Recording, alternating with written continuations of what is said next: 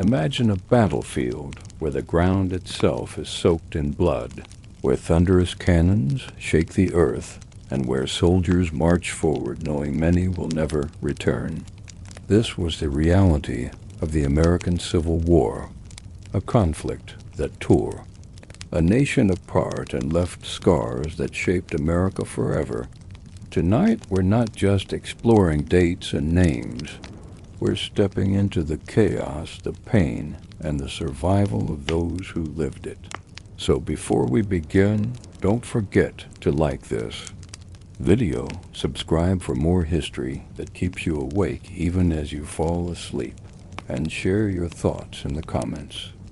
The American Civil War is remembered not only as a clash of ideas and politics, but as one of the bloodiest, most grueling conflicts in human history. When we picture the war, it is easy to imagine banners waving, speeches ringing, and uniforms gleaming in the sun.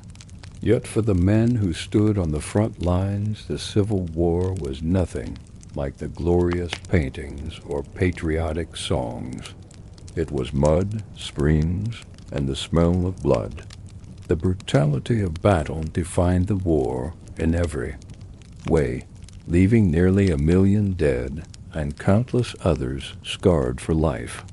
To understand why the Civil War changed America forever, one must first walk onto its battlefields and confront the horror that soldiers faced. From the very beginning, the war revealed its savagery. At Bull Run in July of 1861, the first major battle, Green troops marched confidently toward glory, believing the fight would be short and decisive. Spectators from Washington even rode out with picnics, expecting to watch a grand show. What they witnessed instead was chaos. The thunder of artillery ripped through lines of men, sending bodies flying into the air. Muskets cracked in rolling volleys, each blast followed by cries of pain as bullets tore into flesh. Horses screamed as they fell, wagons overturned, and smoke choked the lungs of anyone who dared breathe deeply. The battlefield, once expected to be a theater of courage, became a scene of terror where inexperienced soldiers broke ranks and fled. For those who survived, the illusion of a quick, glorious war ended in an afternoon of carnage. The Civil War was fought in a time when technology had advanced far beyond the tactics of generals. The rifled musket, with its deadly accuracy, could cut down men at hundreds of yards, but officers still ordered frontal assaults, as if the weapons were muskets of the previous century. The result was slaughter on an unprecedented scale. Soldiers marched shoulder to shoulder in long lines, presenting perfect targets. Entire regiments could be cut down in minutes. At Antietam in 1862, a single day of fighting left more than 20,000 men killed, wounded, or missing. The infamous Bloody Lane, a sunken road where Confederate troops took position, became a charnel house as Union volleys poured into them until the dead lay stacked 3 deep. Survivors stumbled over the bodies of friends and enemies alike, slipping in blood, their ears deafened by the roar of battle. For the men in the ranks, the horror was unrelenting. Imagine standing in formation, heart pounding as you watch the enemy across the field, the air thick with smoke so dense it blots out the sun. Then comes the command, forward. You march, musket in hand, the weight of your gear digging into your shoulders. Cannonballs scream overhead, some exploding into showers of iron that shred men apart. The man beside you falls suddenly, his chest torn open, but you cannot stop. You step over him, driven forward by the officers shouting, and by the fear that running back means disgrace. The ground shakes as cannon fire pounds the earth. The smell of powder mixes with the stench of blood and sweat. You fire, reload, fire again, hands trembling, ears ringing, until your mouth is dry with smoke and your body numb from terror. Then, as quickly as it began, silence falls, broken only by the moans of the wounded. The line you began with is gone. Perhaps half your company still stands. You realize you are alive, but you will never be the same. The brutality of battle was not just in the fighting, but in what followed. After the guns went silent, the fields remained littered with the dead and dying. Thousands of men writhed in agony, calling for water, for mothers, for God, their wounds festering under the hot sun. Medical care was primitive at best. Field hospitals were overwhelmed, surgeons working with saws and knives and bloodstain. Tents amputating limbs in minutes because infection was inevitable. The ground outside overflowed with severed arms and legs piled high. Ether and chloroform sometimes dulled the pain, but often there was nothing but a bite of leather or a wooden stick as the saw cut through bone. Soldiers spoke of the screams in the hospitals as worse than the battle itself. For many, survival meant a life of disfigurement and suffering, a constant reminder of the brutality they had endured. At battles like Shiloh, Chancellorsville, Gettysburg, and Spotsylvania, the horror repeated itself over and over. Shiloh left corpses scattered across the Tennessee woods, where rain and sun bloated them until they were unrecognizable. At Gettysburg, the ground was so thick with blood that locals said the earth itself seemed to groan beneath the weight of death.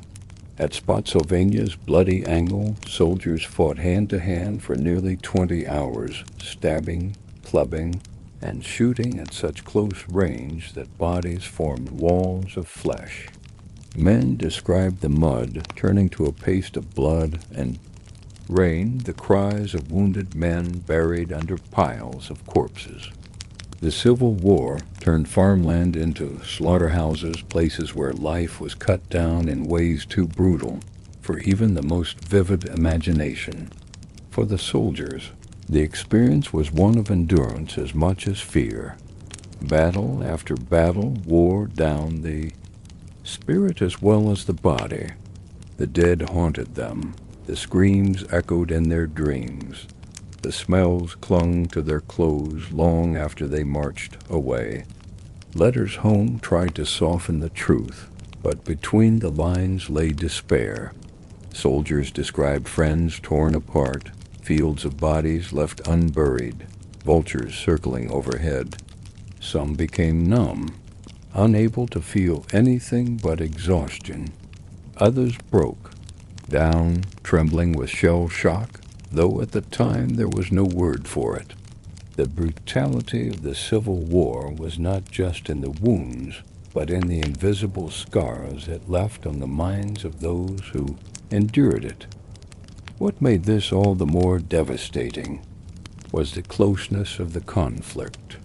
This was not a war fought on foreign soil, but in the towns and fields of America itself. Neighbors sometimes faced each other across the lines. Brothers found themselves in opposing uniforms, and families watched their homes become battlefields. To witness such destruction in familiar places magnified the horror. Barns burned, churches collapsed, fields once filled with crops turned into graveyards. Civilians stumbled upon bodies in their orchards.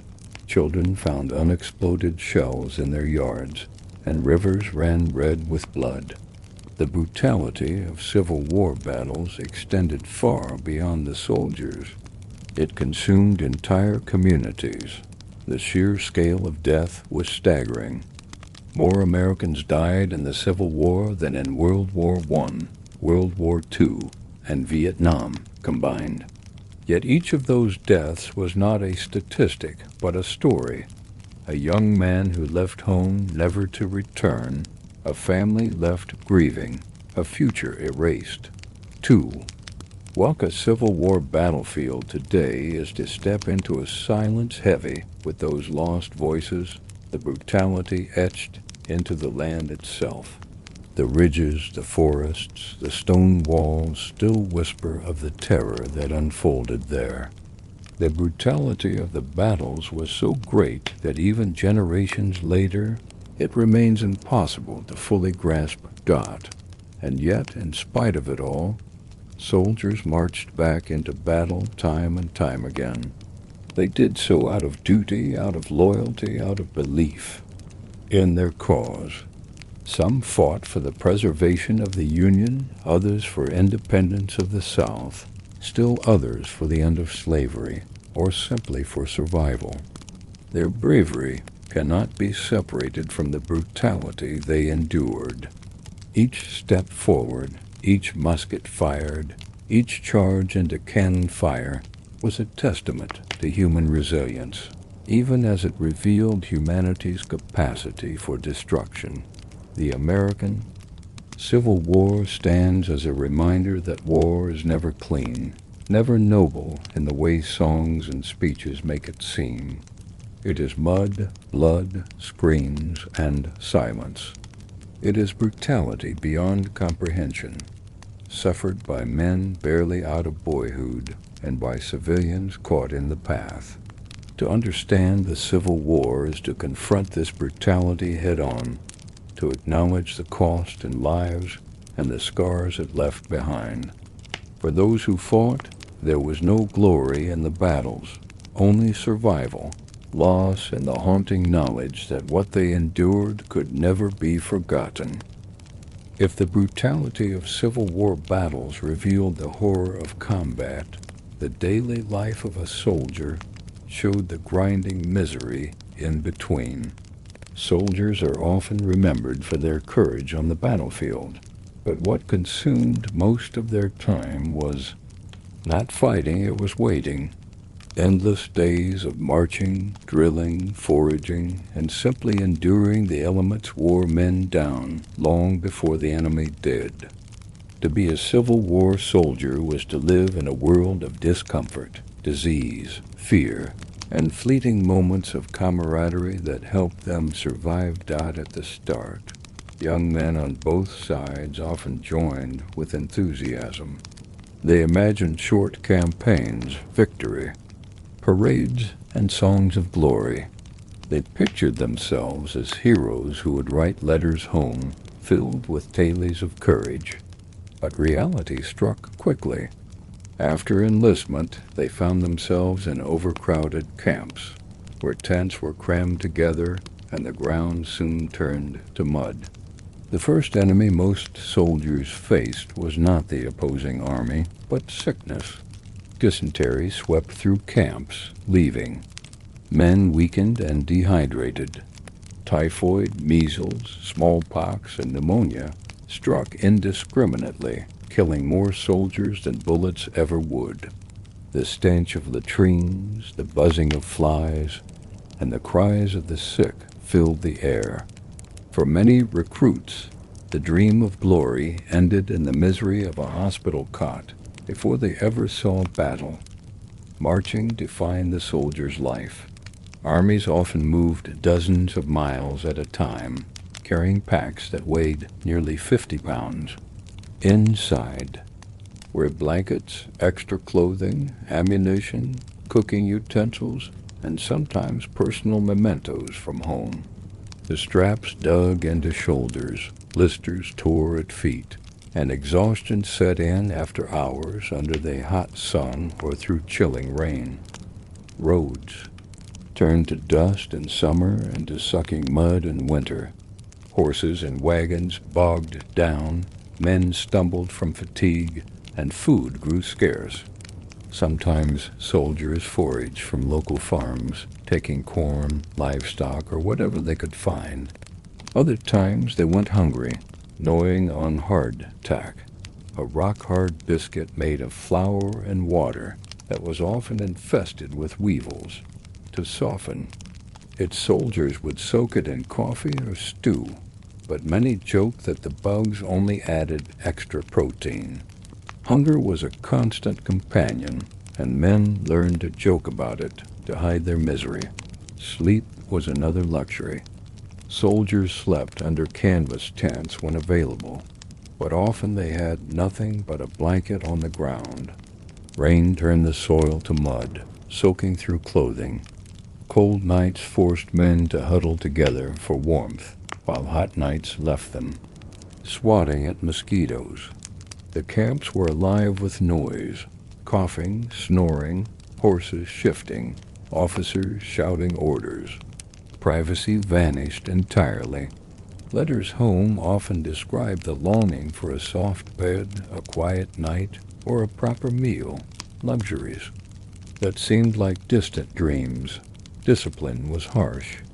Armies relied on drilling, endless marching in formation, to instill obedience. Officers barked orders, and failure to follow them could mean punishment.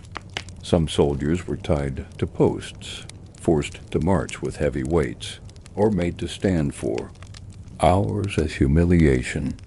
Desertion was a constant problem, especially as the war dragged on and hopes of a quick end faded. To deter it, some armies executed deserters in front of their comrades, making examples of them. Soldiers lived under the constant watch of authority, where one mistake could mean disgrace or death, yet in the midst of hardship, camaraderie flourished. Soldiers bonded like brothers, sharing stories, songs, and jokes. Around campfires they carved wooden trinkets, played cards, or sang old ballads from home. They told tall tales to pass the time, shared scraps of food, and looked out for each other on long marches. Letters from home were treasured, read aloud, and passed around. Some soldiers kept diaries, writing not for history, but simply to cling to sanity in a world of chaos. Friendship was often the only shield against despair, and many spoke of the unbreakable ties forged in the army. Still, fear lingered constantly. Every letter, every sound of distant cannon fire, every rumor of the enemy's approach reminded soldiers that death could be waiting just beyond the horizon. Men wrote last letters to their families before battles, slipping them into pockets. In case they never returned, they carved initials into belongings, hoping someone might identify their bodies. Some carried good luck charms, scraps of cloth, or even locks of hair from loved ones. They were boys, many not yet 20, burdened with thoughts of mortality too heavy for their years. For those who survived the march into battle, the horror compounded the misery of camp life. Wounds meant more suffering, as crude hospitals awaited. The lucky might be carried away by comrades, but often men lay for hours or days before being found. The unlucky were trampled, burned in grass fires, or left to die alone. Recovery was uncertain, as infection claimed far more than bullets. Even those who healed might return missing limbs, faces scarred, lungs ruined. The physical cost was visible, but the mental toll was less obvious. Many soldiers returned home broken in spirit, unable to shake the nightmares of what they had seen. The life of a Civil War soldier was also marked by contradictions. They lived in filth, yet sometimes paused to polish boots before inspection. They marched into battle reluctantly, but sang songs to boost courage.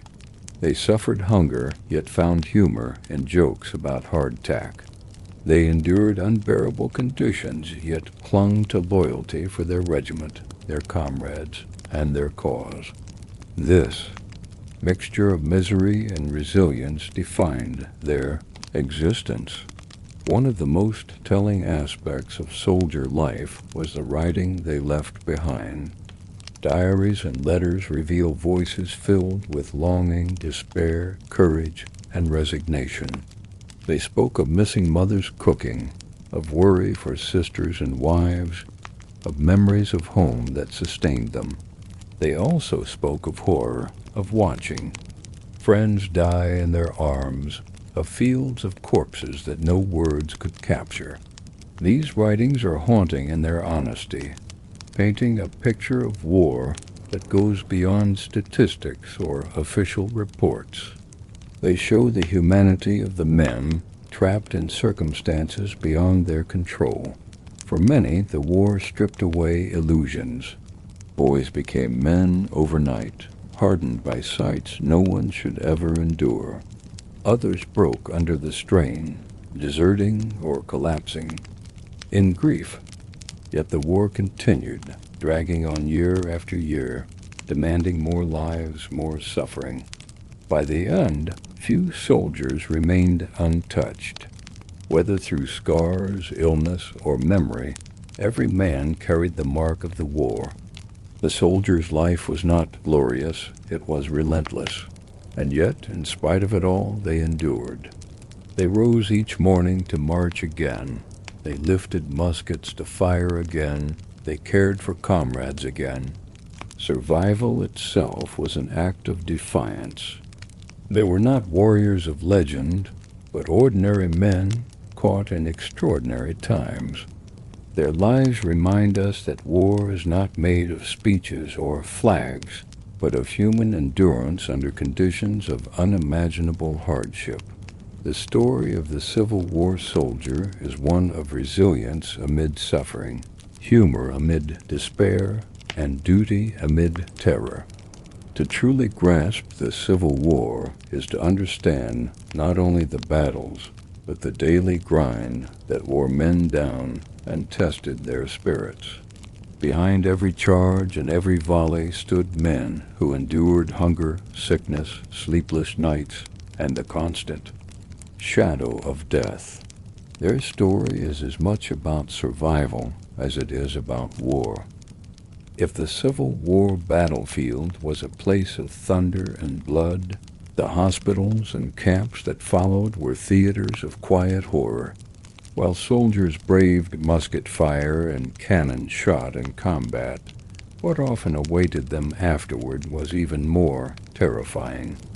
The crude medical care of the 1860s. Disease and infection killed far more men than bullets, and the practice of surgery was brutal, rapid, and unforgiving. To understand how the war carved its scars into America, one must step into the canvas tents and makeshift barns that served as hospitals, where death lingered like a permanent shadow and where survival was often a matter of luck. When a soldier fell wounded, his ordeal had only begun. Battlefield evacuation was primitive, with men often lying where they fell for hours or even days. Comrades sometimes dragged the injured away, but under fire it was often impossible. Many soldiers bled to death before help arrived, their final cries drowned out by musket volleys. Those who lived long enough to be found were placed on stretchers, or wagons, jolting across uneven ground toward field hospitals. Every bump sent agony shooting through shattered limbs or torn flesh. By the time they reached a surgeon, they were often filthy, dehydrated, and half mad with pain. The hospitals themselves were grim places.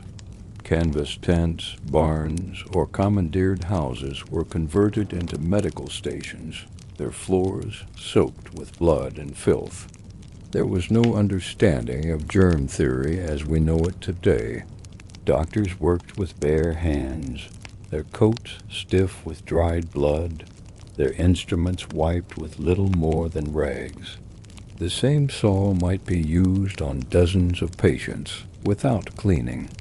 Surgeons believed infection was caused by bad air, rather than bacteria, so antiseptics were almost unknown. The result was predictable.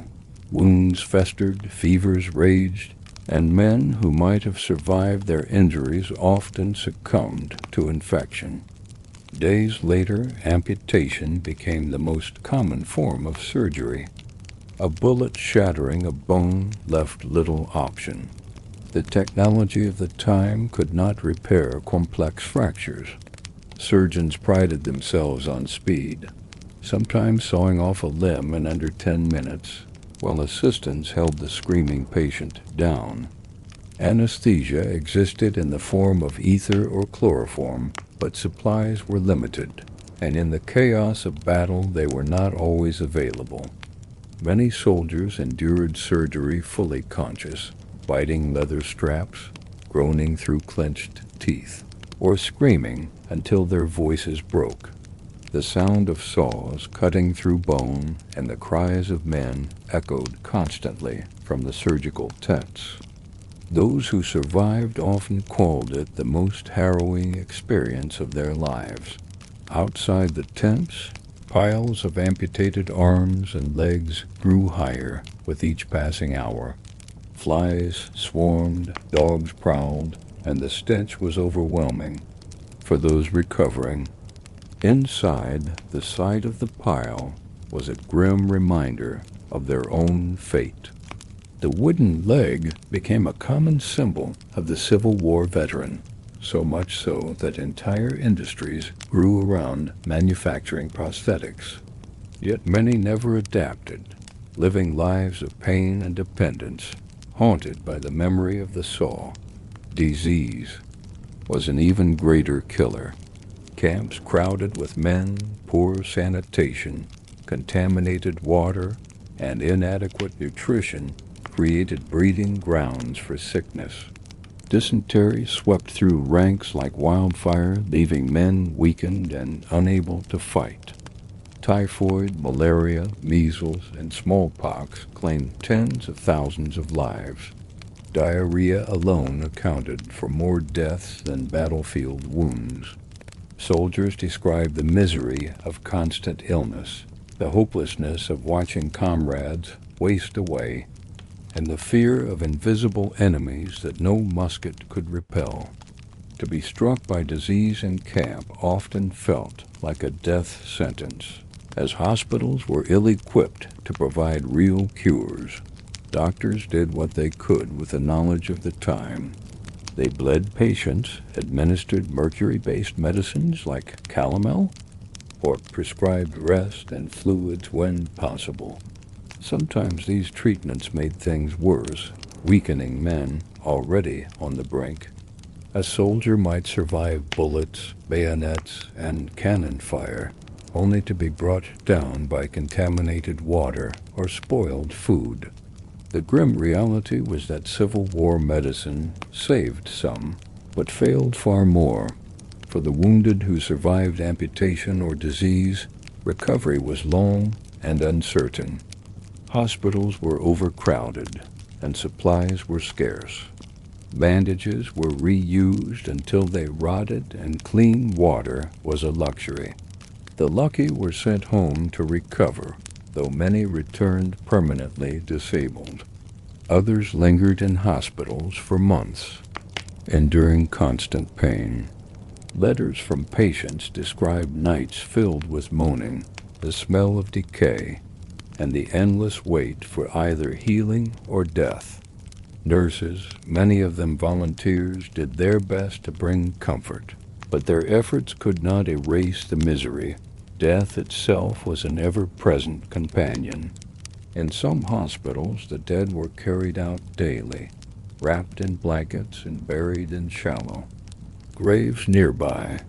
The sheer number of bodies overwhelmed communities, forcing the creation of mass cemeteries. For soldiers, the thought of dying far from home, buried in an unmarked grave, was terrifying. They wrote names on scraps of paper to keep in their pockets, hoping someone might identify them.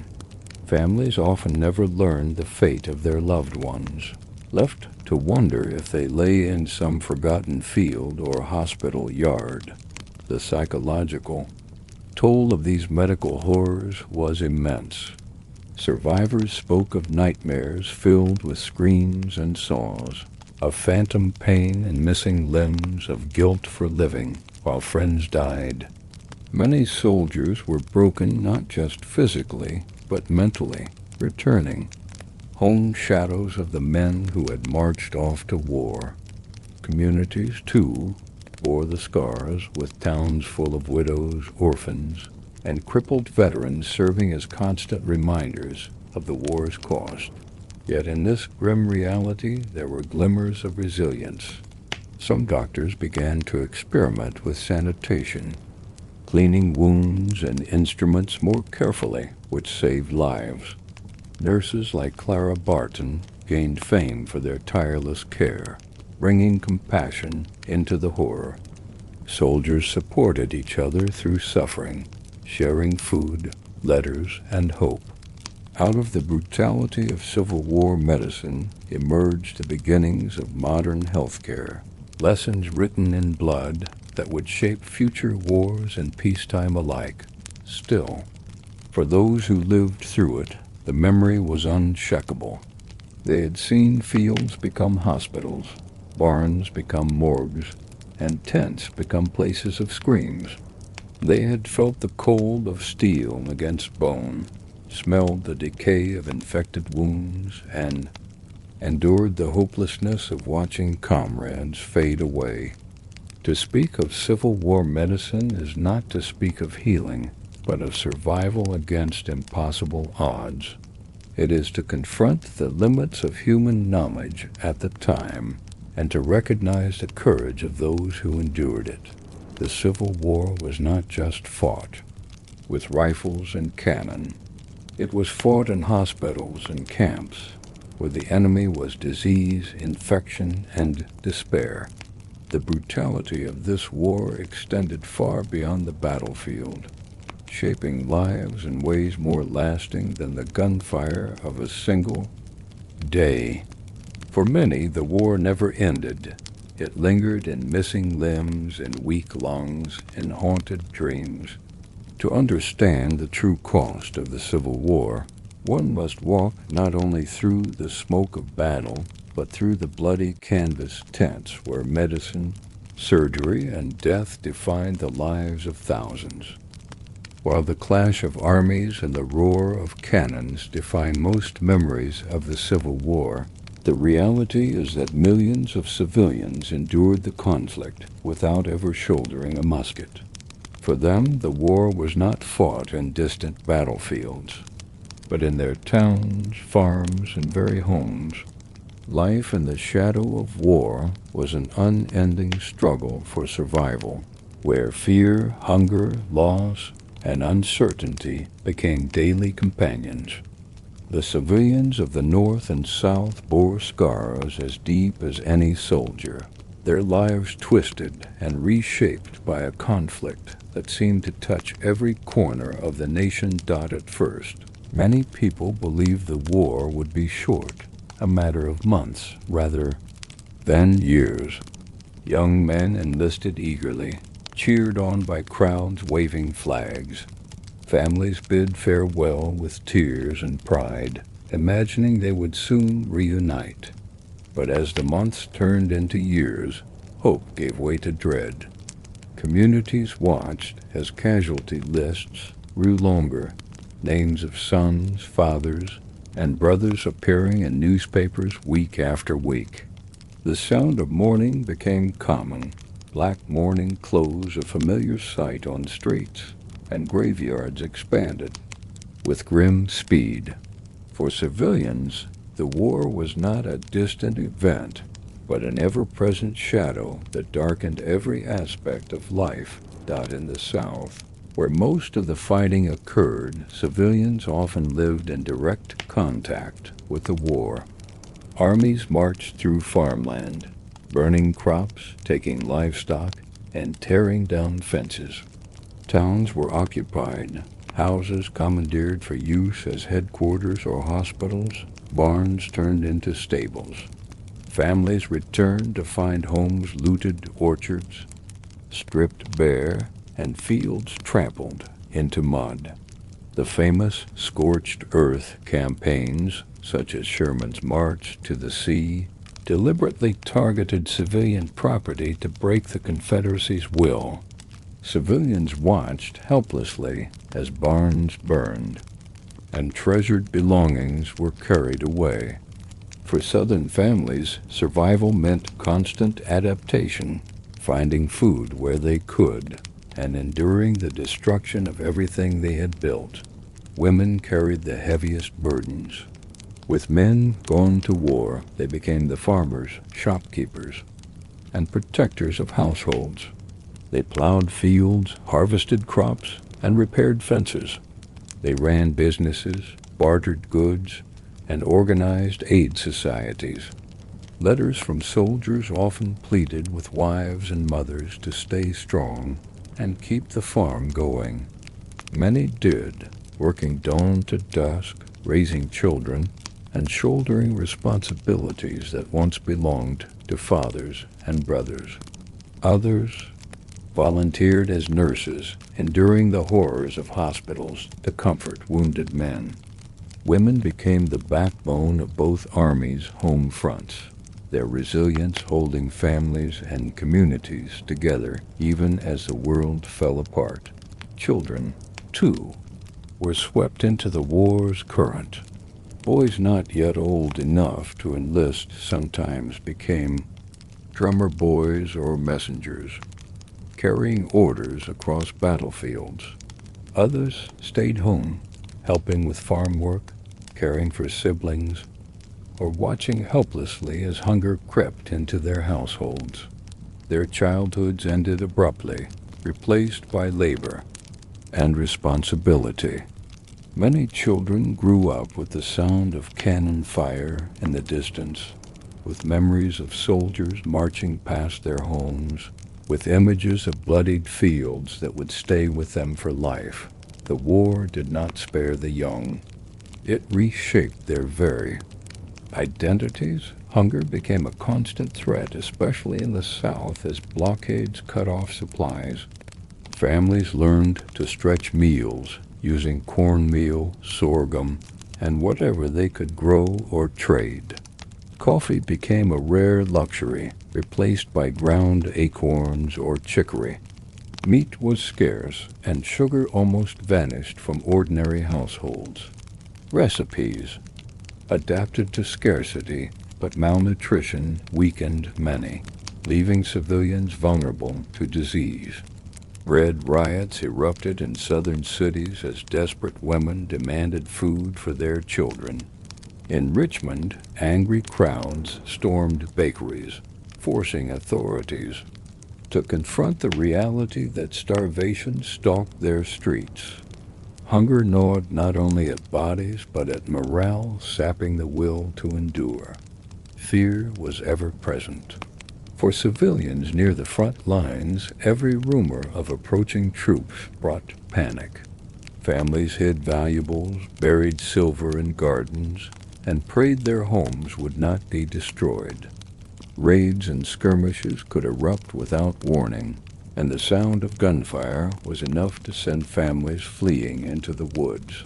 For enslaved people in the South, the war carried both terror and hope. Some risked everything to escape toward Union lines, guided by whispers of freedom. Others endured harsher conditions as masters sought to tighten control. Freedom was close enough to dream of, but dangerous to reach, leaving enslaved families in constant tension between hope and fear. Even far from the battlefields, civilians felt the war's grip.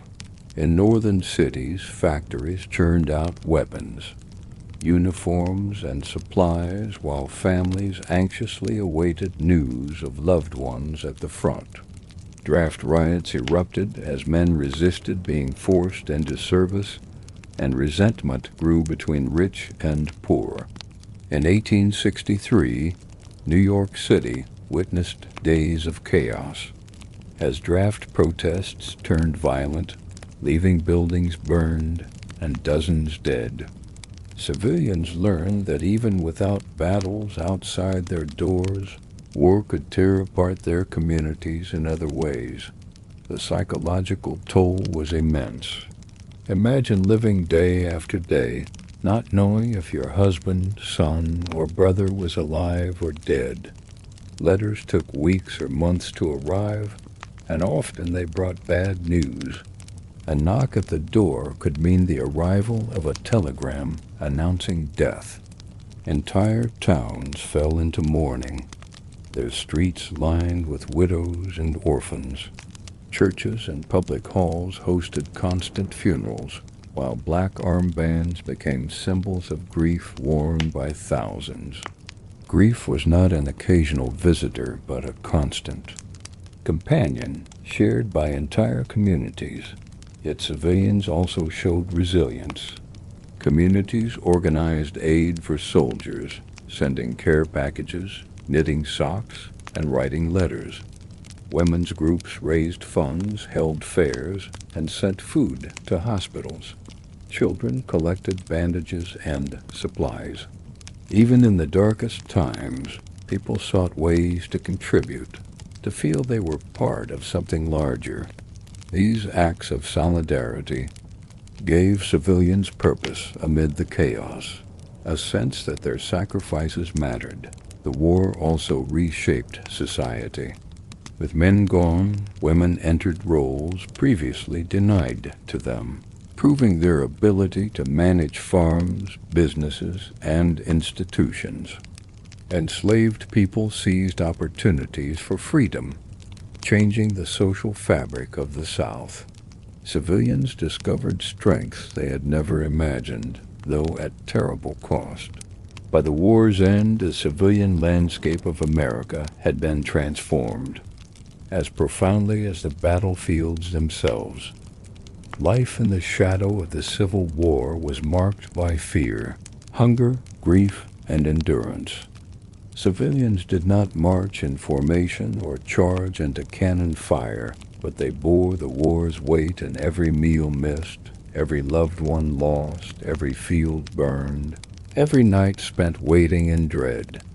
They endured a conflict that invaded their homes and their hearts, reshaping their lives forever. The true story of the Civil War is not only written in battles but in kitchens, barns, and towns where ordinary people survived extraordinary times. Their courage, though less visible than that of soldiers, was no less vital. The Civil War is often remembered for its generals, its bloody battles, and its political consequences, but one of the most defining features of the conflict was the technology that fueled its unprecedented carnage. It was, in many ways, a transitional war balanced between the old world of muskets, sabers, and cavalry charges, and the modern world of rifles, ironclads, and industrial-scale destruction. The weapons and deadly innovations of the Civil War reshaped the very nature of combat and revealed the brutal efficiency of technology when applied to war. To understand the full weight of the Civil War's devastation, one must look closely at the tools men wielded to kill one another, and how those tools changed the way wars were fought. The most significant technological advancement of the Civil War was the widespread use of the rifled musket. For centuries, soldiers had relied on smoothbore muskets, weapons that were inaccurate beyond short range. The new rifled muskets, combined with the mini-ball, a conical bullet that expanded, when fired, brought accuracy and lethality to ranges previously unimaginable. Soldiers could now aim and kill at distances of several hundred yards. What this meant on the battlefield was catastrophic. Tactics that had once relied on massed charges suddenly met with deadly precision fire. Lines of men marching shoulder to shoulder across open fields were cut down, before they could even close with the enemy. Generals trained in old Napoleonic tactics were slow to adapt, leading to horrific casualty rates. The many balls shattered bones and tore through flesh with devastating effect, often leaving amputation as the only hope of survival. Artillery also took on new significance. Cannons had long been part of warfare, but the Civil War saw advances in both range and destructive power. Rifled artillery could fire further and more accurately than before, raining death on enemy lines from great distances. Shells filled with shrapnel exploded overhead, showering soldiers with lethal fragments. Canister shot, essentially tin cans filled with iron balls, turned cannons into giant shotguns, mowing down charging infantry at close range. Entire ranks of men could be swept away in seconds. The thunder of artillery became one of the most terrifying sounds of the war, and soldiers often wrote about the psychological toll of hearing shells scream overhead, never knowing where they might land. The battlefield was also home to new and experimental weapons. Repeating rifles, such as the Spencer and Henry rifles, gave soldiers the ability to fire multiple rounds without reloading after each shot. While not widely issued, they gave units equipped with them a terrifying advantage, allowing them to lay down sustained fire that overwhelmed enemies armed with slower muskets. These weapons hinted at the future of modern warfare, where firepower would become a decisive factor. Soldiers lucky enough to wield them often described the sense of confidence they gave, knowing they could unleash a storm of bullets before the enemy had even reloaded. Cavalry, once the decisive arm of armies, found itself adapting to new realities. Swords and pistols were still used, but cavalry units increasingly turned to carbines, shorter rifles that allowed for more effective ranged combat. The romantic image of cavalry charges faded as the new technology made such assaults suicidal. Horses remained vital for scouting, raiding, and quick strikes, but their role was reshaped by the deadly efficiency of rifles and artillery. Beyond the battlefield, technology extended to the seas. The Civil War marked the birth of the ironclad warship, a revolutionary leap in naval power. Wooden ships, once the masters of the seas, were suddenly obsolete when faced with vessels clad in iron. The famous clash between the USS Monitor and the CSS Virginia, formerly the Merrimack, showed the world that naval warfare had entered a new era. These iron monsters could withstand traditional cannon fire and batter wooden ships into splinters. The stalemate between the two ironclads hinted at the future dominance of armored navies and forever changed maritime strategy. Submarines, too, made their debut in the Civil War, though in crude form. The Confederate submarine H.L. Hunley became the first to sink an enemy warship, the USS Housatonic, in 1864. Its success came at great cost, as the submarine itself was lost with its crew. Yet its daring mission foreshadowed a new, hidden dimension of warfare beneath the waves. Civilians and soldiers alike marveled and shuddered at the idea of unseen vessels prowling the waters, capable of striking without warning. On land, railroads became a weapon in their own right. For the first time in history, armies could be moved swiftly across great distances by train, bringing reinforcements and supplies at speeds no marching column could match. Railroads allowed the North to exploit its industrial advantage, shuttling men and materiel where they were needed most. Bridges and tracks became strategic targets, with both sides launching raids to disrupt enemy transportation. Soldiers learned that controlling rails often meant controlling campaigns. War was no longer bound by the pace of marching feet, but by the iron rails that crisscrossed the land. The telegraph also transformed war. Information could be transmitted in minutes rather than days, allowing commanders to coordinate across vast distances. Abraham Lincoln himself used the telegraph office in Washington as a kind of war room, receiving near real-time updates from the front. Orders could be sent and responses received quickly, reshaping strategy and tactics. But the telegraph lines were vulnerable, and cutting them became a priority for raiding parties. For soldiers, the telegraph was both a marvel and a reminder of how the modern world was creeping into the chaos of war. Even more chilling were the innovations in trench warfare.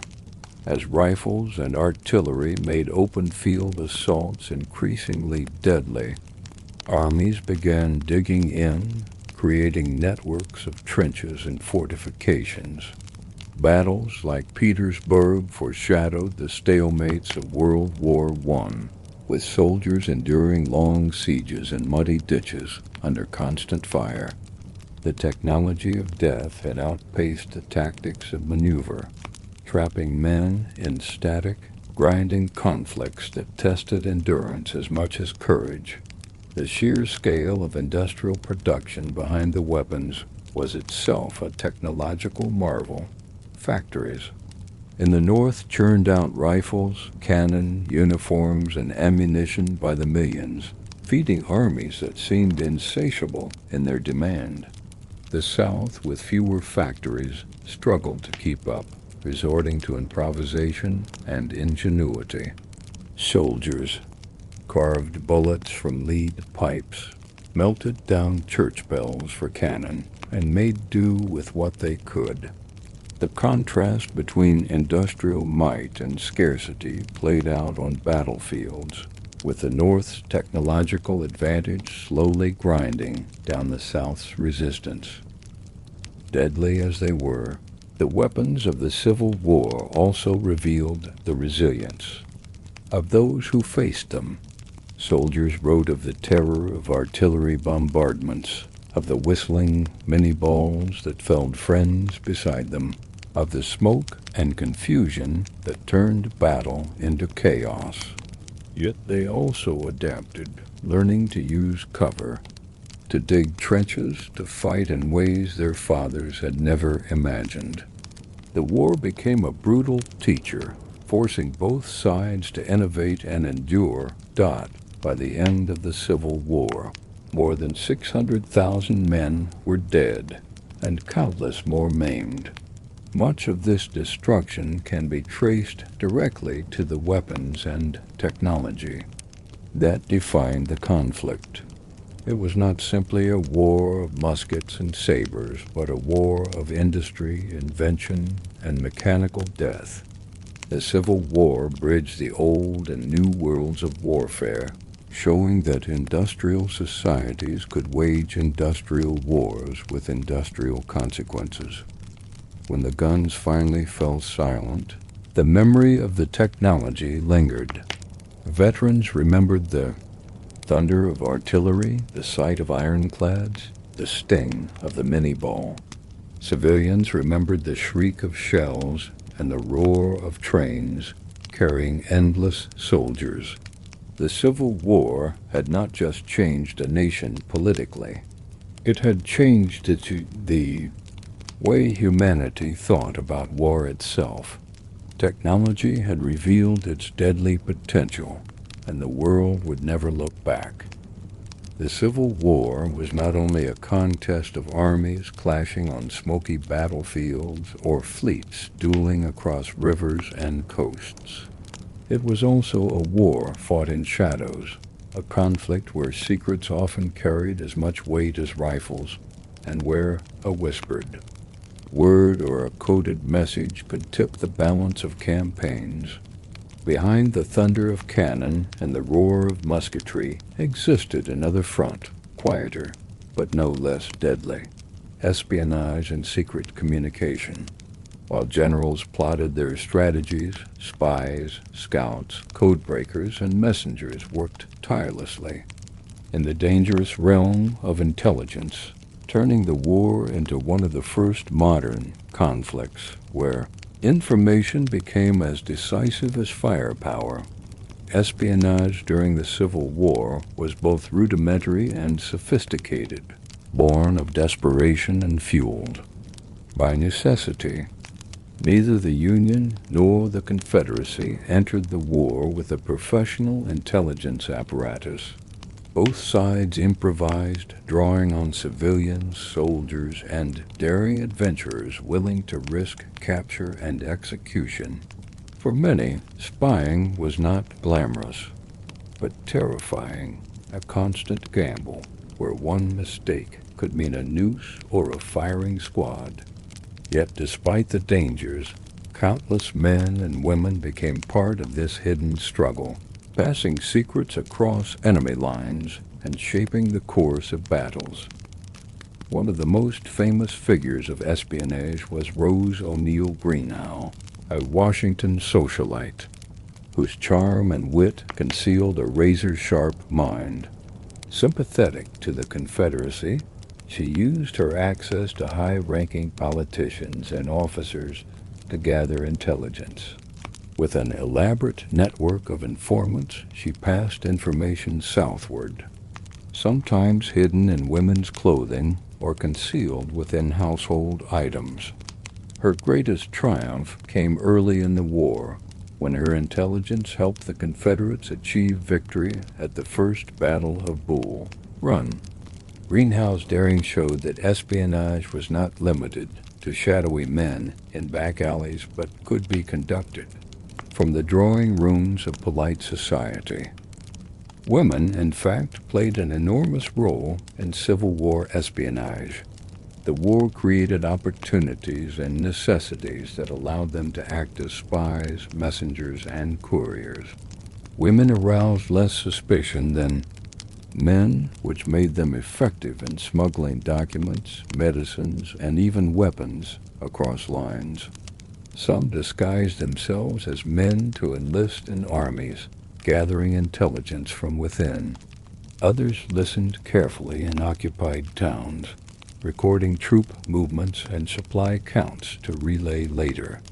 Their courage often went unnoticed in official records, but without them, many intelligence successes would have been impossible.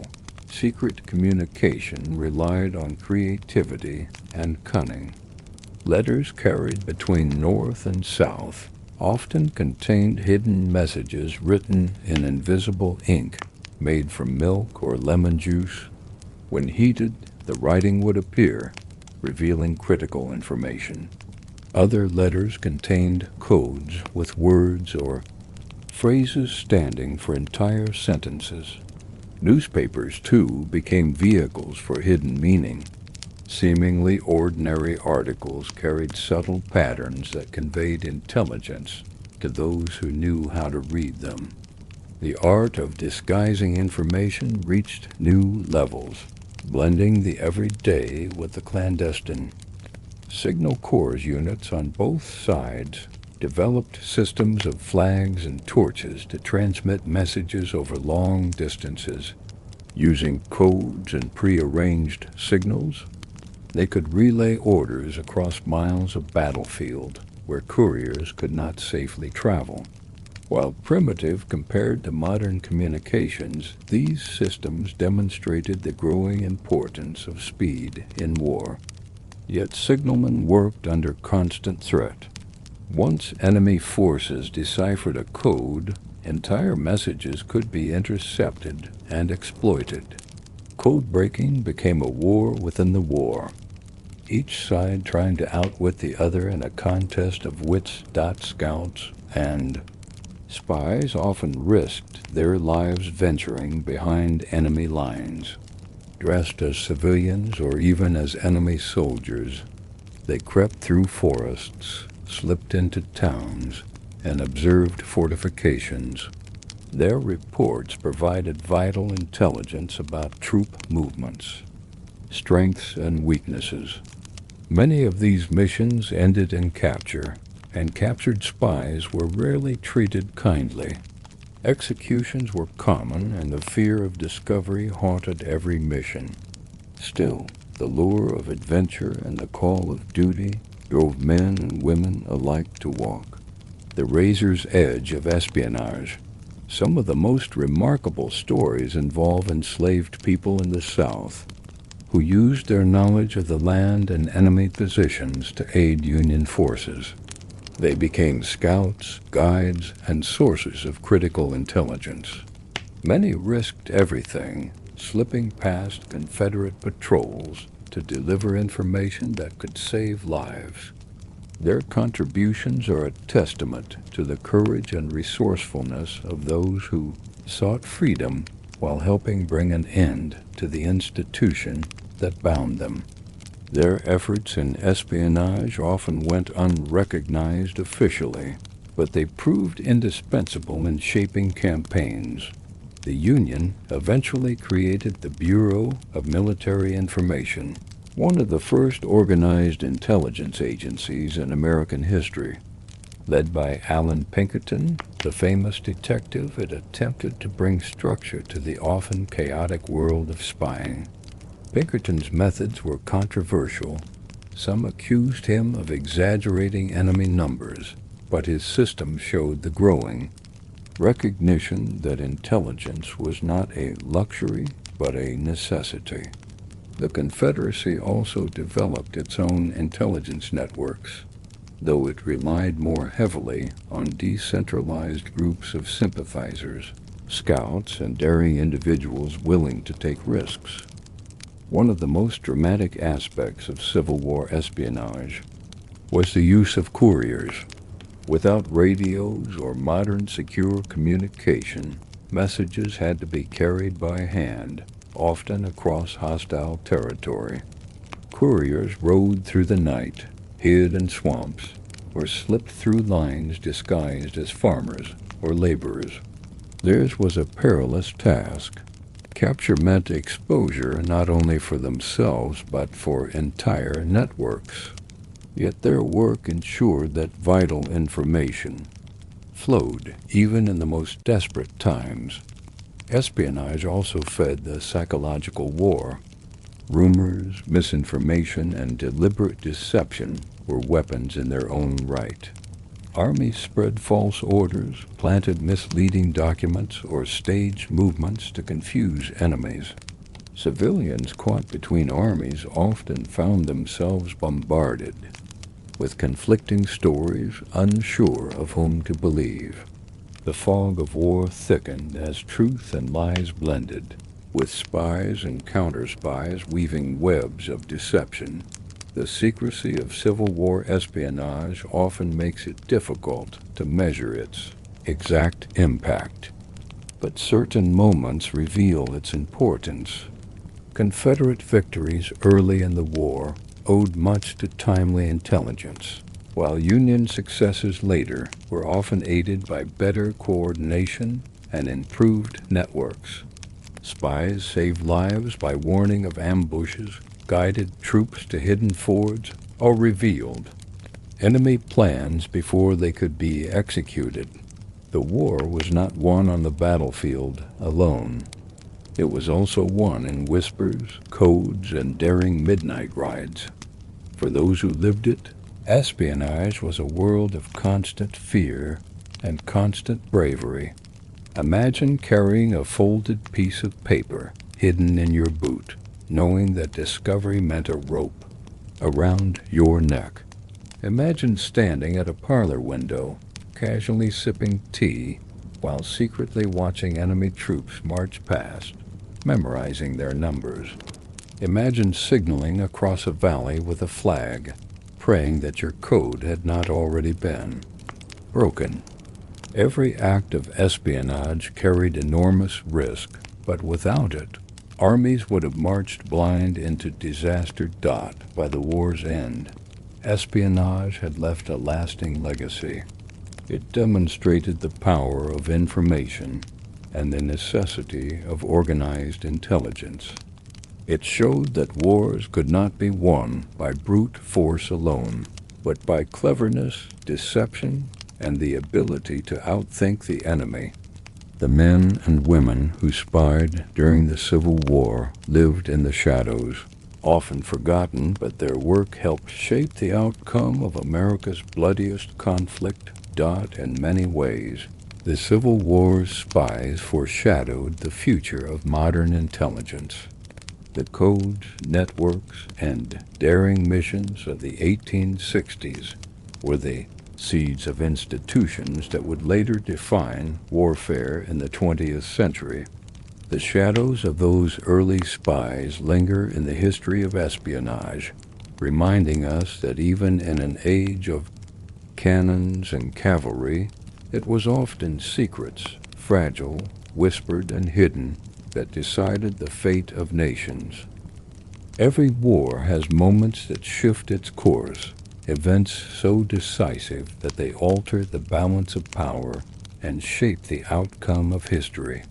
The American Civil War, fought with such intensity and sacrifice, was filled with battles and decisions that seemed at first like mere sparks, but grew into roaring flames that redirected the conflict's entire trajectory. To understand how the war that began with uncertainty and chaos eventually grew toward a Union victory, one must trace the key turning points that broke momentum, shattered illusions, and determined the fate of millions. At the war's outset, both North and South believed that victory could come quickly. The South relied on the confidence of defending its home and the expectation that European powers might intervene on its behalf, while the North believed its industrial might and larger population would quickly crush rebellion. Early Confederate victories at battles such as Bull Run fed Southern optimism, while Northern defeats shook confidence. Yet wars are not static. They evolve and momentum shifts. The Civil War became a 4-year storm where every major clash carried the potential to change destiny. One of the earliest turning points came with the Battle of Antietam in September 1862. Until that moment, Confederate forces under Robert E. Lee had carried the war into the North with boldness and success. At Antietam, the two armies met in a brutal day of combat that left more than 20,000 men dead or wounded. Though technically inconclusive, the battle forced Lee to retreat from Maryland back into Virginia, halting his first Northern invasion. For the Union, it was a desperately needed victory, one that provided Abraham Lincoln the opportunity to issue the Emancipation Proclamation. This act not only redefined the war as a struggle against slavery, but also prevented European nations from recognizing the Confederacy, as they could not openly support a cause tied to human bondage. Thus, Antietam became more than a bloody clash. It was the moment the war's purpose shifted and the international stage tilted against the South. The Emancipation Proclamation itself marked another turning point. While it did not immediately free all enslaved people, it declared that those in rebelling states were henceforth free, and it invited African American men to join the Union Army. This transformed the Union cause from a fight solely for preservation of the nation into a to come moral crusade that carried profound weight. By allowing formerly enslaved men to take up arms, the Union added nearly 200,000 soldiers to its ranks. Their courage and determination not only strengthened the Union's military but symbolized a shift in the very fabric of the nation. The South, meanwhile, found itself further isolated, unable to gain the recognition or support it had once hoped for abroad. Another turning point arrived at the Battle of Gettysburg in July 1863. Lee once again sought to carry the war into northern soil, hoping a major victory would break northern morale and force negotiations. For 3 days, the fields of Pennsylvania became a killing ground where more than 50,000 men fell. The battle ended with Lee's retreat, his army battered and his hopes for offensive glory shattered. Gettysburg did not end the war, but it ended Confederate dreams of foreign recognition and permanently shifted momentum toward the Union. For the North, it was a symbol of resilience, a moment when despair gave way to renewed determination. For the South, it marked the beginning of a long and costly decline.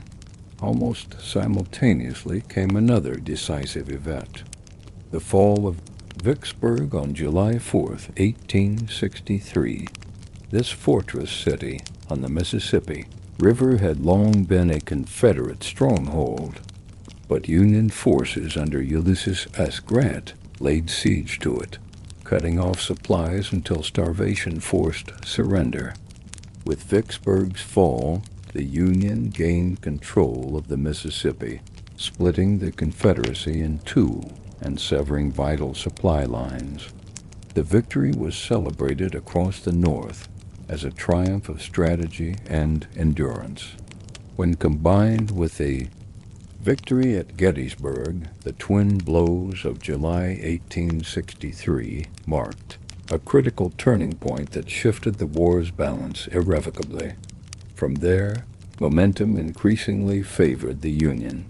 Grant's rise to command brought relentless pressure on Confederate armies, grinding them down through attrition. His coordination with William Tecumseh Sherman expanded the war into a total campaign that targeted not just armies but infrastructure, railroads, and resources. Sherman's capture of Atlanta in September 1864 proved another decisive moment. It electrified the North, boosting morale and securing Abraham Lincoln's re-election at a time when war weariness threatened to sap Northern resolve. Without the fall of Atlanta, Lincoln might have lost, and a different political outcome could have ended the war prematurely, perhaps even allowing the Confederacy to survive. Instead, Atlanta's fall became a turning point that ensured the Union's will to fight remained unbroken. Sherman's subsequent march to the sea, cutting a path of destruction through Georgia, further crushed Southern hopes. By targeting not just armies but the economic heart of the Confederacy, Sherman demonstrated the North's overwhelming power. Civilians saw firsthand that resistance was futile, and the South's capacity to sustain war dwindled. The psychological blow was immense, a recognition that the Confederacy could no longer protect its people from devastation. Though brutal, it was effective, breaking Southern morale in ways that no single battle could. Even beyond the battlefield, turning points unfolded in politics and diplomacy. The Confederacy's hopes for recognition from Britain or France died. After Antietam and the Emancipation Proclamation, instead, European powers turned away, leaving the South increasingly isolated. Meanwhile, the Union leveraged its growing industrial power, outproducing the Confederacy in weapons, supplies, and railroads. By 1864, the North's sheer weight of resources became an unstoppable tide, grinding the South's resistance into exhaustion. The final turning point came in 1865, as Grant's relentless campaigns closed in on Lee's Army of Northern Virginia. At Petersburg, months of trench warfare ended in collapse, forcing Lee to abandon Richmond, the Confederate capital. His surrender at Appomattox Courthouse in April 1865 signaled not just the end of his army, but the end of Confederate resistance. The war that had once seemed uncertain now concluded with clarity. The Union preserved, slavery ended, and the South devastated. Looking back, the Civil War's turning points were not always obvious in the moment.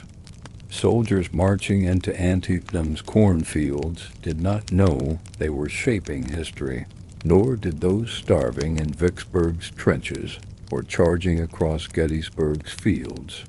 Civilians watching Sherman's soldiers march through Georgia could not yet see the broader consequences. Yet each moment shifted the balance, eroding Confederate strength, bolstering Union resolve, and pushing the war toward its inexorable conclusion. What these turning points reveal is the fragile nature of war, how momentum can pivot in days or even hours, and how the decisions of leaders and the courage of ordinary men shape the fate of millions. The Civil War was not won by one battle or one general, but by a chain of events, each linked to the next, that gradually closed a door on Confederate hopes. By the end, the Union's advantages in population, industry, and determination were undeniable, but it took these decisive turning points to transform potential into victory. The Civil War remains one of history's clearest reminders that wars are not static struggles of attrition alone. They are contests of will, where single days can redefine years, and where the outcome hinges on battles that become etched in memory as more than clashes of arms. They are moments when history itself changes direction. The turning points of the Civil War did not just alter the course of the conflict. They altered the course of a nation, ensuring that America would emerge not divided, but scarred, transformed, and forever changed. Every great conflict in history begins not with a single gunshot, but with decades, sometimes centuries, of tension, grievance, and division building beneath the surface. The American Civil War was no exception. While the attack on Fort Sumter in April 1861 marked the official beginning of open hostilities, the deeper question is far more complex. Why did the Civil War begin? To answer this requires peeling back the layers of political, economic, and social struggles that had been festering since the founding of the United States, struggles that would finally erupt into the bloodiest war in American history. The seeds of the Civil War were planted in the contradictions of America's very creation. The United States was born with a Declaration of Independence proclaiming liberty and equality, yet slavery existed at its core. This contradiction would haunt every compromise, every debate, and every generation leading up to the 1860s. From the very start, the question of slavery's place in the nation shaped politics, economics, and culture.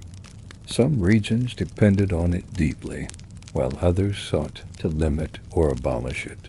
These opposing visions of America existed uneasily side by side, but as the nation grew, the tension became impossible to ignore. One of the central causes of the Civil War was the expansion of slavery into new territories. As the United States expanded westward, each new territory or state brought with it the question, would it permit slavery? The Missouri Compromise of 1820 attempted to maintain a balance between free and slave states. but it was only a temporary measure. The Compromise of 1850 and later the Kansas-Nebraska Act of 1854 reopened wounds by allowing territories to decide for themselves whether to allow slavery, a concept called popular sovereignty. This led to violent conflict in Kansas, where pro-slavery and anti-slavery settlers clashed in what became known as Bleeding Kansas. It was a chilling preview of the national bloodshed to come. Economics also drove the divide.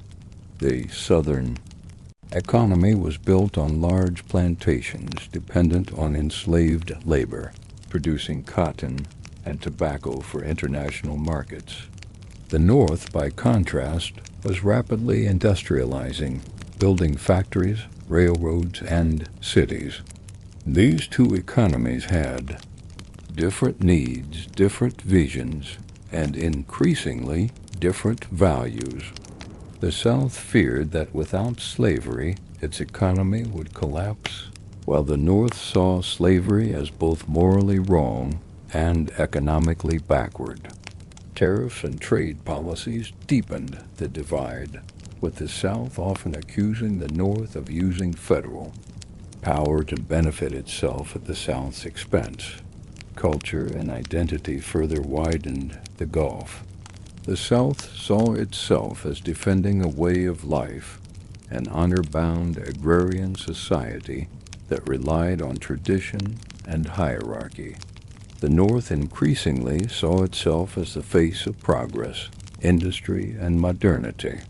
Newspapers, speeches, and political debates hardened these cultural divisions, painting the other side not just as different, but as threatening. Over time, mistrust turned into outright hostility. Politics became the battlefield where these divisions played out. Every new election seemed to heighten tensions. The emergence of the Republican Party in the 1850s, founded on opposition to the spread of slavery, alarmed the South. When Abraham Lincoln, a Republican, won the presidency in 1860 without carrying a single Southern state, it was the breaking point. To Southern leaders, Lincoln's victory proved that the federal government was now in the hands of a party hostile to their interests. They feared not only the restriction of slavery's expansion, but its eventual abolition. Secession, once an idea on the fringe, now became the chosen path for many Southern states. Between December 1860 and early 1861, 11 Southern states announced their secession from the Union, forming the Confederate States of America. Each justified their decision by pointing to the preservation of slavery and the defense of states' rights. While states' rights was often invoked as the principle, the right at stake was overwhelmingly the right to maintain slavery.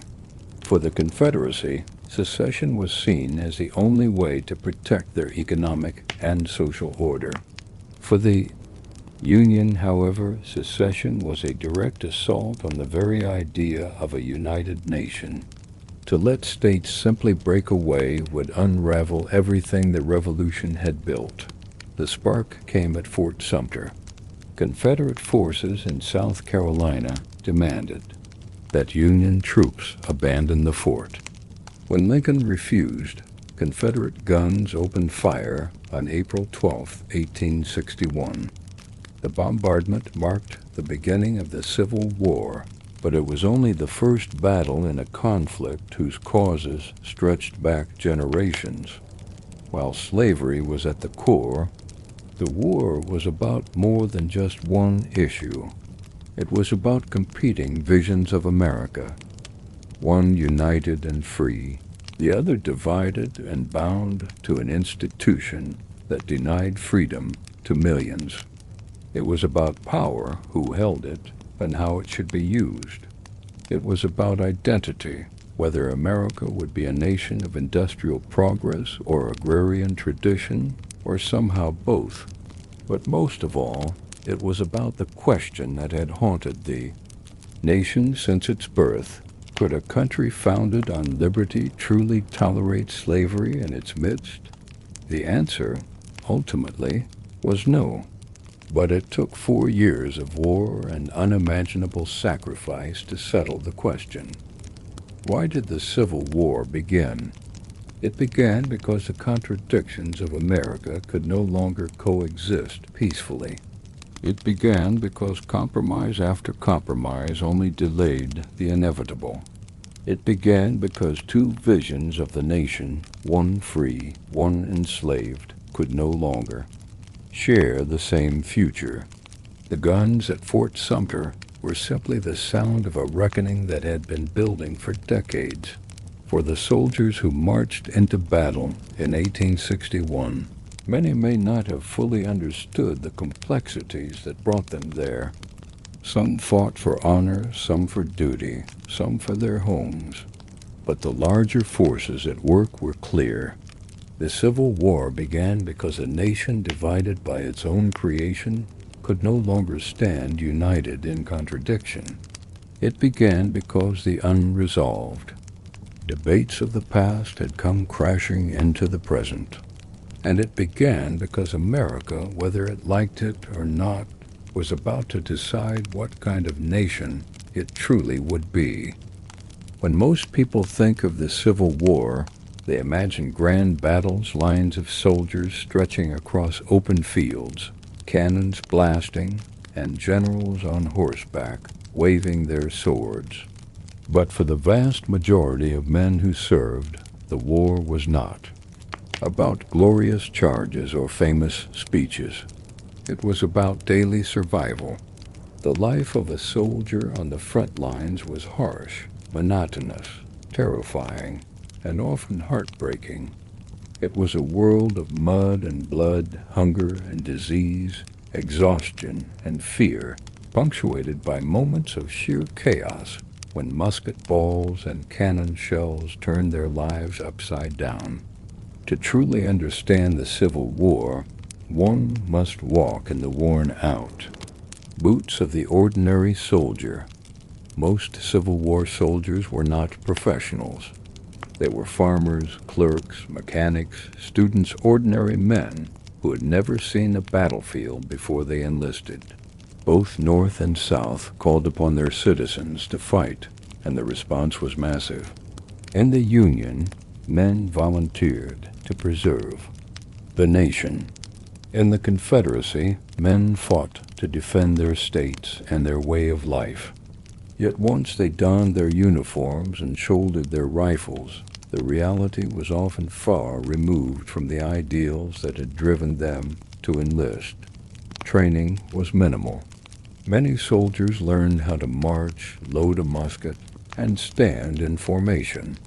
Only days before facing enemy fire, drill masters barked orders, but nothing could truly prepare a man for the deafening chaos of battle. On the front lines, camp life defined the soldier's existence far more than actual combat. For every day spent fighting, soldiers spent weeks waiting, digging trenches, standing guard, or enduring the endless monotony of drill. Their camps were usually filthy, hastily constructed, and overcrowded. Tents offered little shelter from rain or heat, and lice, fleas, and mosquitoes tormented the men relentlessly. Disease was the true killer of the Civil War, claiming more lives than bullets or shells. Dysentery, typhoid, measles, and pneumonia swept through camps like wildfire. Soldiers often drank from contaminated water sources, and medical knowledge was too limited to stop the spread.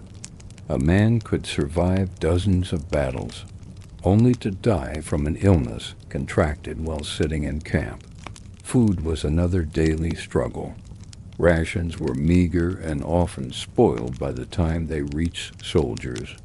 Union troops were issued hardtack, a rock-hard cracker that could break teeth, along with salted pork or beef, beans, and sometimes coffee. Confederate soldiers fared worse, with supplies dwindling as the war dragged on. Cornmeal and whatever could be foraged from the countryside became staples. Hunger gnawed constantly at soldiers' bellies, and many wrote home complaining of empty stomachs. When supplies ran low, soldiers sometimes raided farms, further straining relations with civilians caught in the path of armies. Despite the hardships, soldiers found ways to pass the time and keep morale alive. They wrote letters constantly, pouring out their fears, hopes, and love to families far away. These letters became lifelines, reminding them of what they were fighting for. Music filled the camps as well. Soldiers sang patriotic songs, hymns, and folk tunes around campfires. Cards, dice, and crude games of baseball provided distraction. Camaraderie was one of the strongest forces, keeping men going. Shared suffering forged bonds stronger than steel.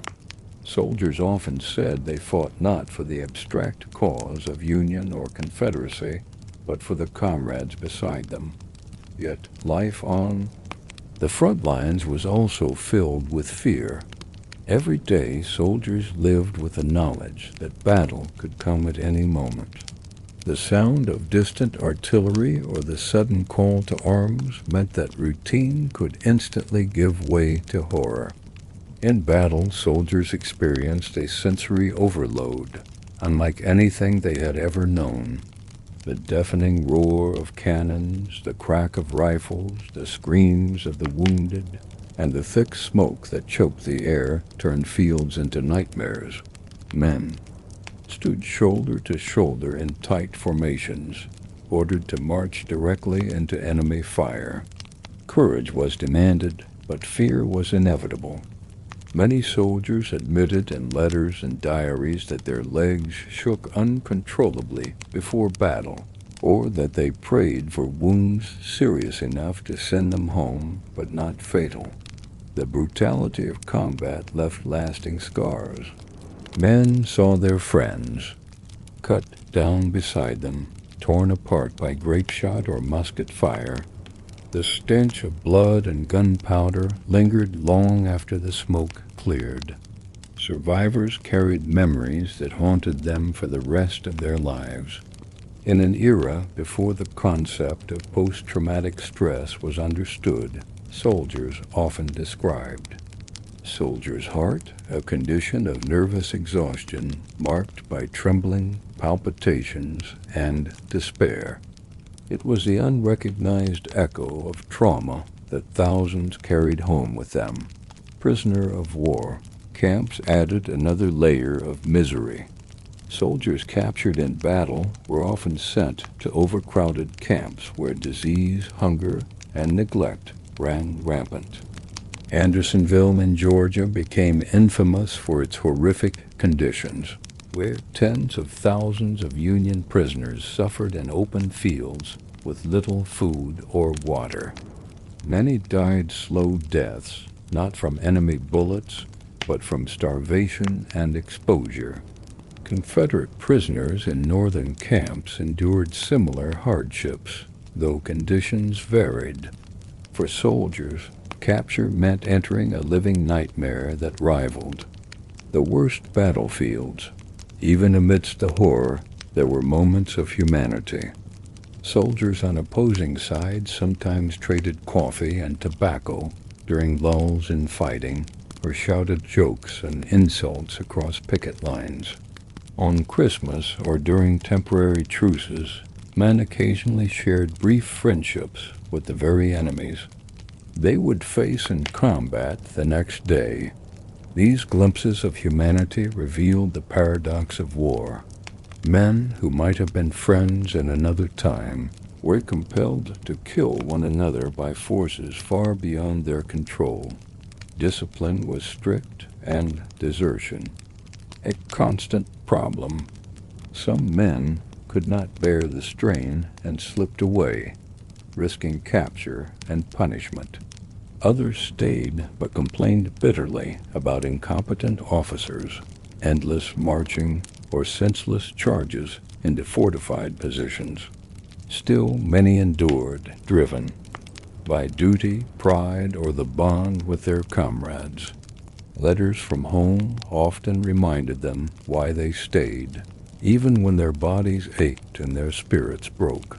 Life on the front lines was not just about physical hardship, but also about constant uncertainty. A soldier could not know if he would live to see tomorrow, if the next battle would be his last, or if disease would carry him off quietly in the night. For many, death became an ever-present companion, and they learned to live in its shadow. Some became fatalistic, accepting that fate would decide their end. Others clung fiercely to hope, believing they would survive to return to their families. Both attitudes helped men cope with the relentless grind of war. By the end of the war, soldiers on both sides were transformed. Those who survived carried not only scars, but a profound understanding of sacrifice.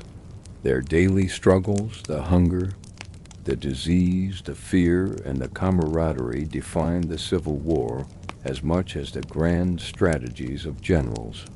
The war was not only fought in the clash of armies, but in the endurance of the individual soldier who bore the weight of the conflict on his weary shoulders. To ask what life was like for soldiers on the front lines of the Civil War is to confront the stark reality that war is not glory, but suffering, not honor, but endurance.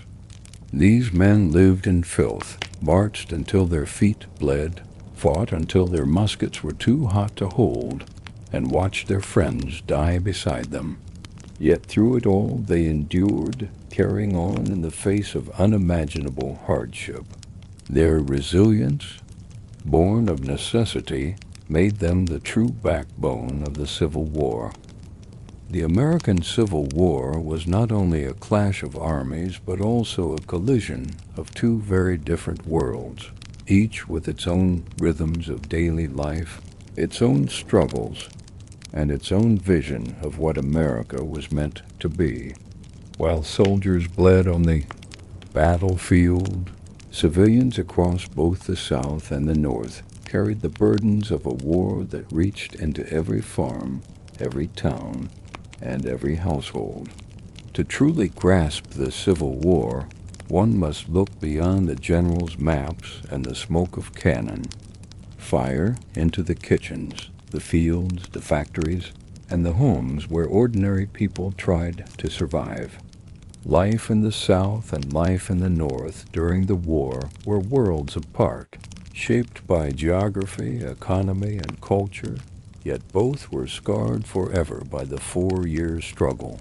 The South entered the war with confidence, believing its agrarian economy and military tradition would carry the day. But as the fighting dragged on, civilian life there became increasingly difficult. The South's economy rested heavily on agriculture, especially cotton, and relied on enslaved labor. When Union blockades cut off ports, Southern families suddenly found themselves without many of the basic goods they had once taken for granted. Coffee, sugar, and salt became luxuries, replaced by bitter substitutes brewed from roots or acorns. Homespun cloth replaced imported textiles, and families learned to stretch every resource as shortages grew worse. Inflation spiraled out of control. Confederate currency lost value as the war progressed, making even the simplest items expensive. Housewives scoured markets only to return home empty-handed, while children learned to do without. Hunger became a constant companion in many households. For Southern civilians, war was never far away. Battles often swept across their fields and towns, destroying crops and homes. Soldiers requisitioned food and supplies, sometimes leaving families destitute. Union armies and campaigns like Sherman's March to the Sea deliberately targeted infrastructure, and farms cutting deep into the civilian heart of the Confederacy.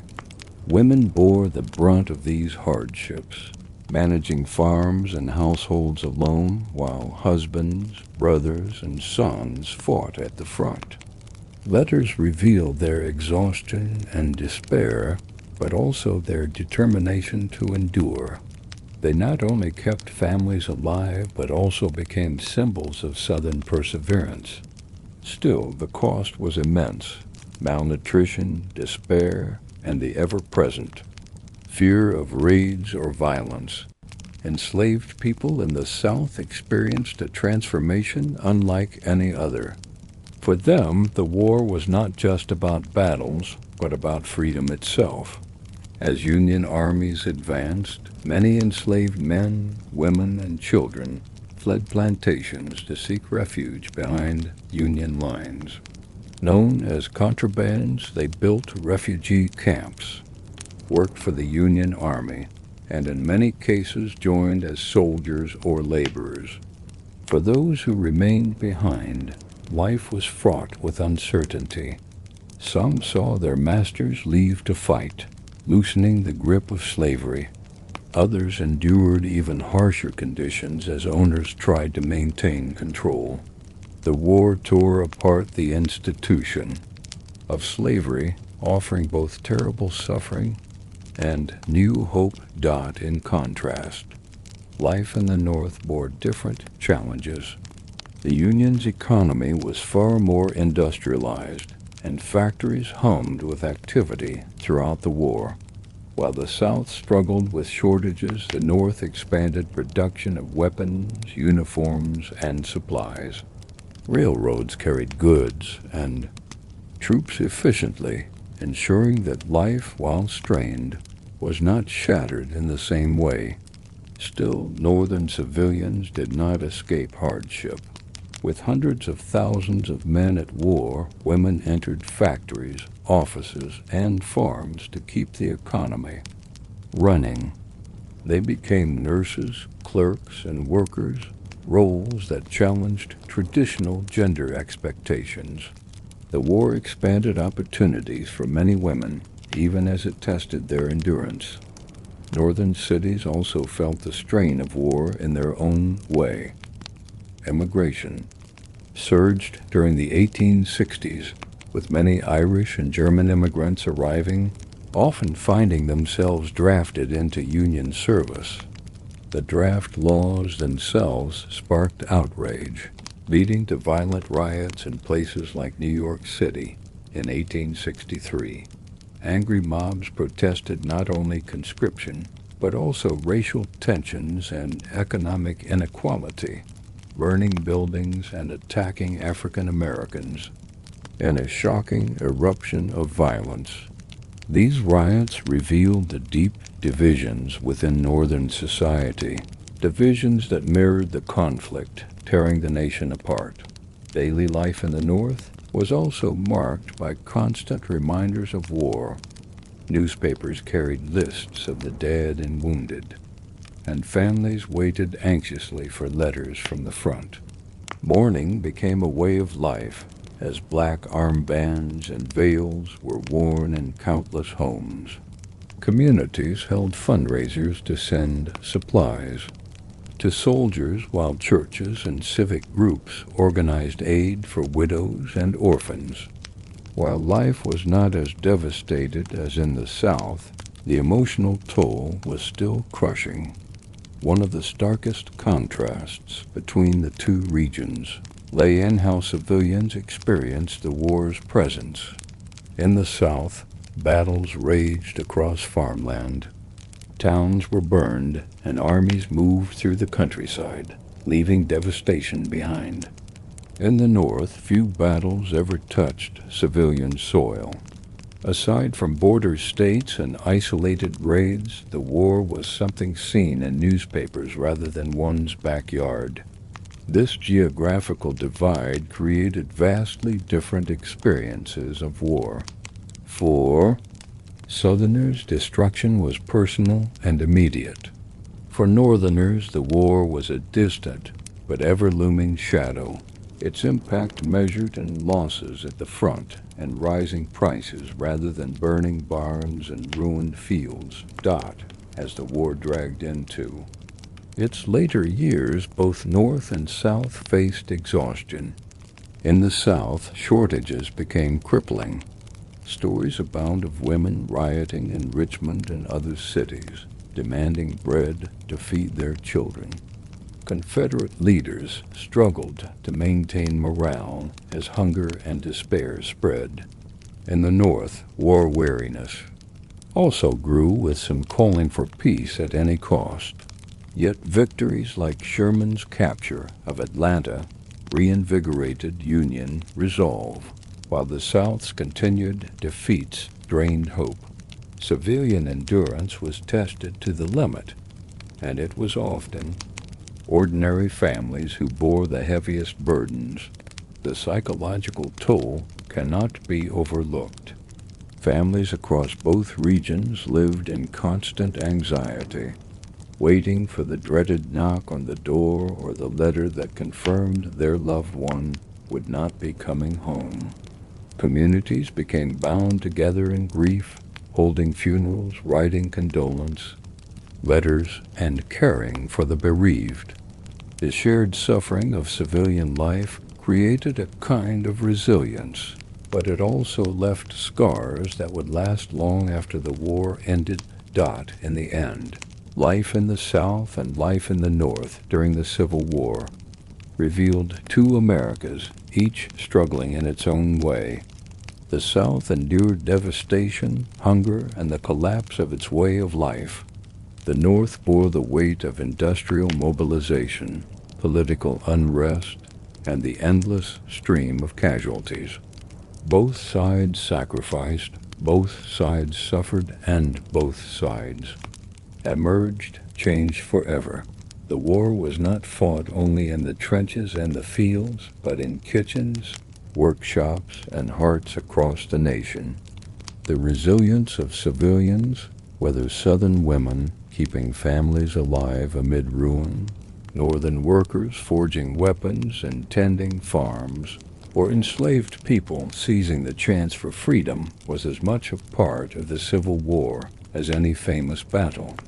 To understand the conflict is to see not only the clash of armies, but the endurance of ordinary people who carried on through hunger, fear, and loss.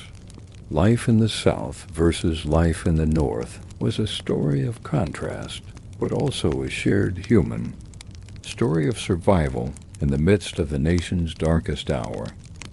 The Civil War was not just fought by soldiers on the battlefield. It was endured by families across America who carried the invisible weight of sacrifice, fear, and loss. Every musket fired, every cannon that roared, every soldier who fell behind. Each stood parents, wives, children, and siblings whose lives were forever altered. To understand the Civil War fully, one must step inside the homes of those who waited, who mourned, and who struggled to carry on while their loved ones were far away. The war was a battle not just of armies, but of families torn between hope and despair. For families in both the North and the South, the most immediate impact was separation. When husbands, fathers, and sons left for war, households were left to fill the void. In rural communities, this often meant women and children took over the grueling labor of farms. Fields still had to be plowed, crops harvested, and animals tended, even while the men who had once done this work were miles away in uniform. Diaries and letters from women reveal the crushing responsibility of maintaining farms alone, often with little money or help. A mother who had never lifted a plow now had to guide it through stubborn soil. Daughters milked cows, cut wood, and hauled water. Young sons took on adult burdens overnight. The war blurred the lines of age and gender, forcing entire families to adapt. For women, the war was both a burden and a transformation. In the South, women became the backbone of survival, improvising when supplies disappeared. They learned to weave cloth from scratch, to grind acorns for coffee, to stretch meals with whatever could be scavenged.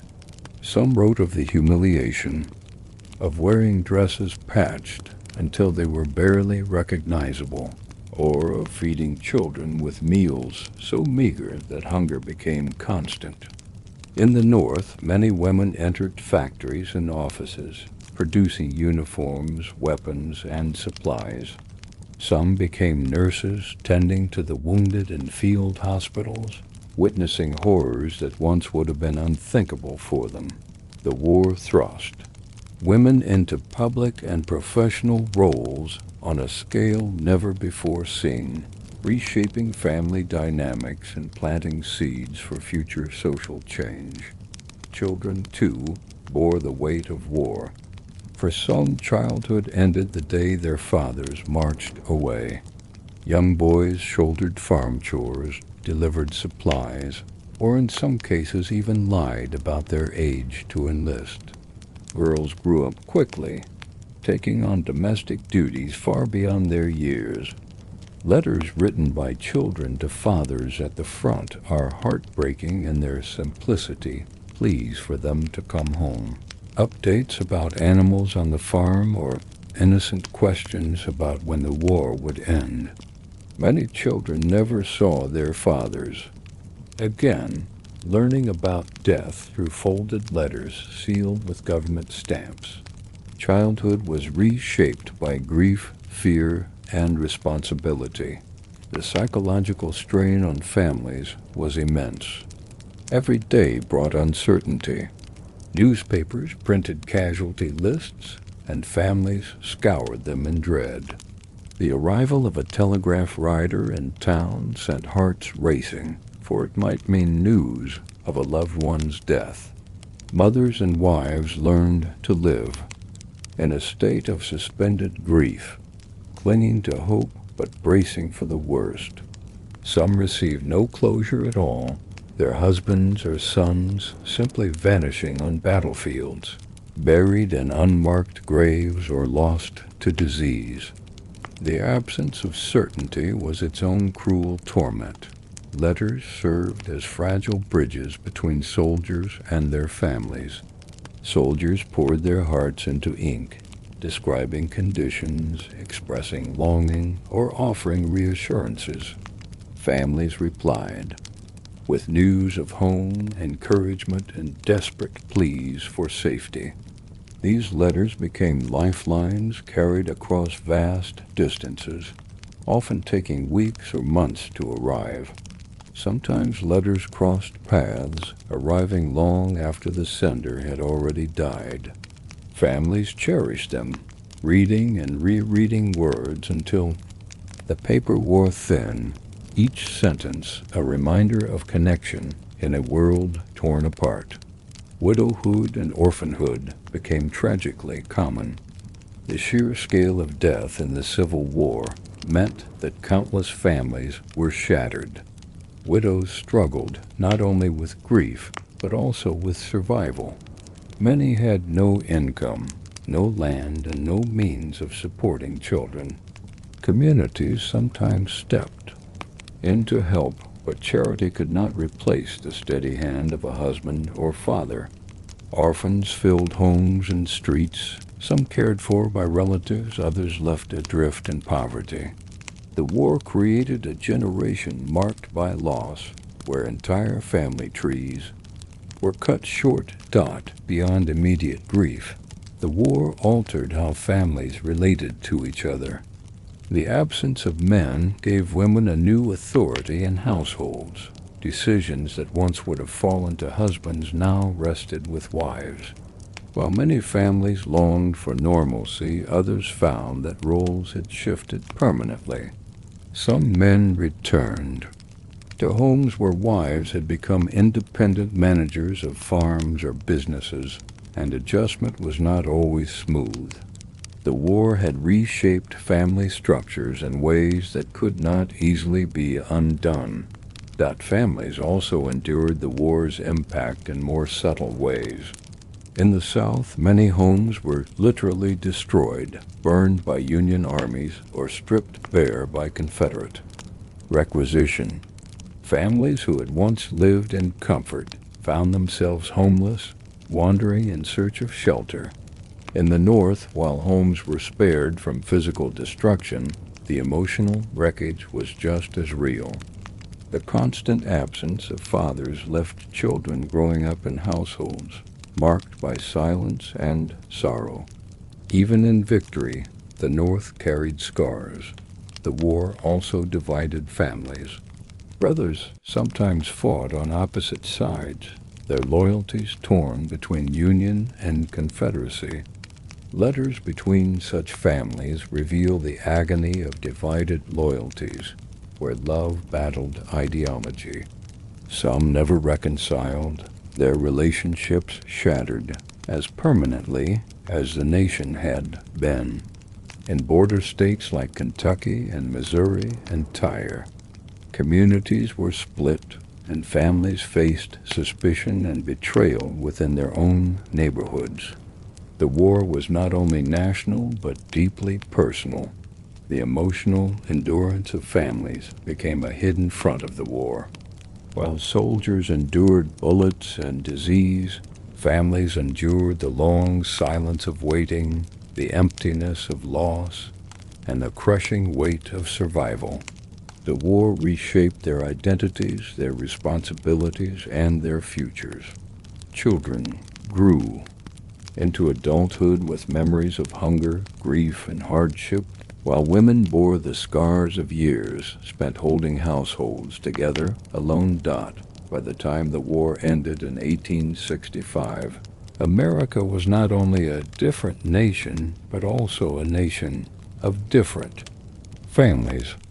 Some were broken beyond repair, their loved ones buried in faraway fields. Others endured but were never the same. The impact of the Civil War on families was profound, lasting for generations. For every soldier's grave, there was a widow left to mourn. For every battlefield, a child left fatherless. In many ways, the Civil War was fought as much in kitchens, fields, and homes as in trenches and forests. Families across the nation bore the invisible weight of war, their lives unraveling and reshaping in its shadow. The war's legacy was not just in political change or battlefield victories, but in the countless homes forever marked by absence, sorrow, and resilience. To speak of the Civil War is to speak not only of armies, but of families who endured. The longest, hardest battle of all, the battle of living through the war and its aftermath. When the Civil War ended in 1865, the smoke had hardly cleared before America faced an even more daunting challenge: how to put itself back together. 4 years of brutal conflict had left the country scarred beyond recognition. Cities were burned, fields were barren, economies were shattered, and families were broken. The question was no longer how to win a war, but how to heal a nation that had been torn apart by it. This period, known as Reconstruction, would define the fate of the United States for decades to come. It was a time of hope and opportunity, but also of bitterness, resentment, and struggle. Picking up the pieces after such devastation was never going to be easy. For the South, the end of the war meant not only defeat, but the collapse of an entire way of life. The Confederacy had been destroyed, slavery had been abolished, and millions of formerly enslaved men, women, and children now faced the uncertain future of freedom. Plantations that once relied on forced labor stood in ruins. Landowners who had measured their wealth in human lives suddenly found themselves destitute. Roads, bridges, and railroads lay in wreckage from Union campaigns. The Southern economy was in tatters, and hunger and poverty stalked countless households. For many Southerners, defeat was not an abstract political reality, but the sight of their homes burned to ash, their livestock taken, and their children starving dot in the North. Victory brought pride and relief, but also enormous responsibility. The Union had preserved the nation, but what kind of nation would it now be? Would the South be punished or forgiven? Would the freedmen be integrated as citizens or left to struggle on their own? The debates in Washington mirrored the divisions across the country. Some wanted leniency for the South, believing reconciliation was more important than retribution. Others demanded accountability, insisting that those who had rebelled should face consequences, and that freedom for African Americans must mean more than words on paper. For the newly freed population, Reconstruction was both a moment of joy and of daunting challenge.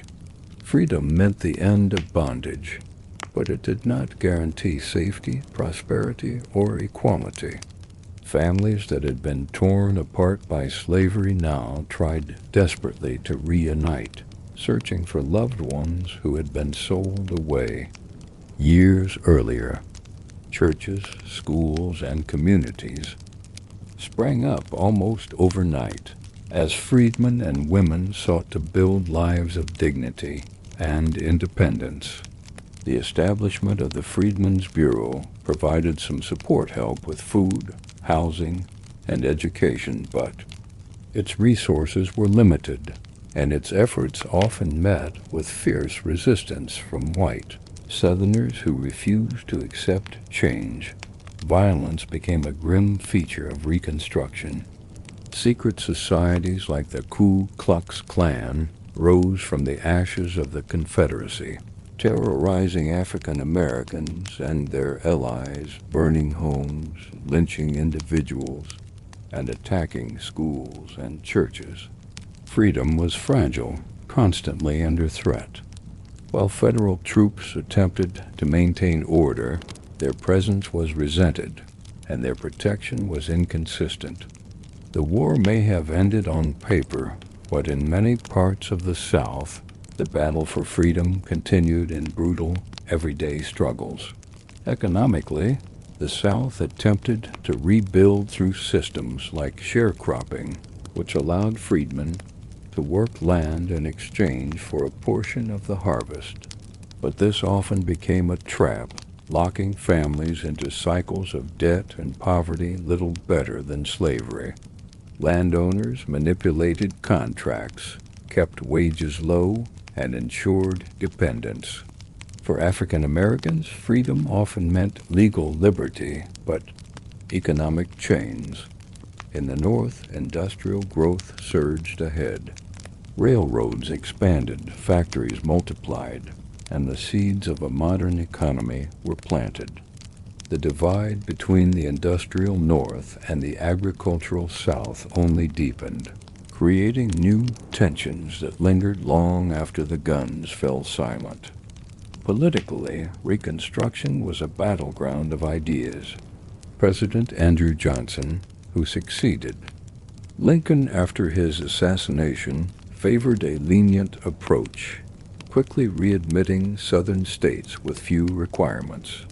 But Congress, particularly the radical Republicans, demanded stricter terms.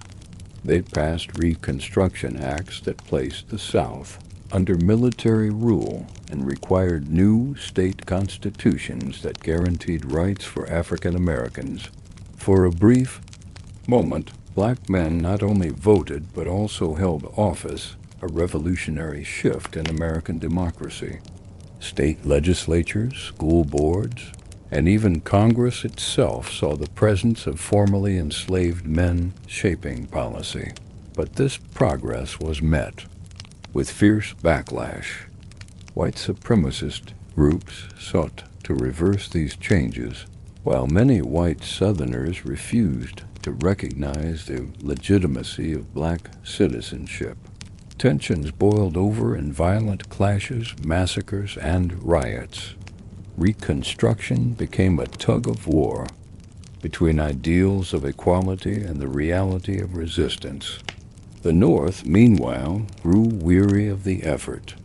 As years passed, attention shifted to economic expansion and other national concerns, leaving the South to slip back into systems of racial control. By 1877, with the compromise that ended Reconstruction, federal troops withdrew, and the South ushered in a new era of segregation and disenfranchisement. For families, the years of Reconstruction were years of rebuilding or attempting to. Southern households that had lost fathers, sons, and brothers during the war now faced poverty and grief without them. Widows struggled to feed children in a shattered economy. Orphans filled homes or roamed streets. The scars of war were not easily healed, and in many cases they never fully closed. Northern families, too, bore grief, with graves dotting the countryside, and entire communities mourning lost generations. Even in victory, there was sorrow. The landscape of America itself was transformed. Railroads connected regions more tightly. New towns rose from the ashes, and education became more widely available, particularly for African Americans who had been denied it for centuries. Yet alongside progress stood bitterness. Monuments to the Confederacy began to appear, attempts to rewrite the war as a noble cause rather than a rebellion. Memory became another battlefield, as North and South argued not only over policies, but over how the war itself should be remembered. Reconstruction was messy, incomplete, and deeply flawed, but it was also a moment of profound change. For the first time, the United States grappled with what freedom truly meant, who belonged in the nation, and how to reconcile ideals with reality. The answers were imperfect, often cruel, and frequently compromised, but the questions themselves shaped the course of the country for those who lived through it. Reconstruction was not an abstract policy debate, but a daily struggle to survive and rebuild. A freedman planting his first crop on rented land, a widow patching her children's clothes from scraps, a Northern veteran trying to return to civilian life. Each represented the human side of Reconstruction. The pieces of the nation were slowly gathered, but they never fit together as they once had. Instead, they formed a new, fractured mosaic, scarred by conflict, but still holding the possibility of a future in the end. Reconstruction was both a success and a failure. It succeeded in abolishing slavery, expanding citizenship, and briefly opening doors to political participation. But it failed to secure those gains, allowing racism and inequality to regain their grip. The Civil War had changed America forever, but Reconstruction determined what kind of nation emerged from the wreckage. Picking up the pieces was never easy, and in many ways the pieces are still being rearranged today. By the spring of 1865, the American Civil War had raged for 4 long, punishing years. Entire towns had been reduced to rubble. Families had been torn apart, and the nation itself hung in fragile balance. What began in 1861 as a conflict over secession, sovereignty, and slavery had transformed into a grinding war of attrition that tested the endurance of both the Union and Confederacy. But as winter faded and the South's resources withered, it became clear to many that the Confederacy's final days had arrived.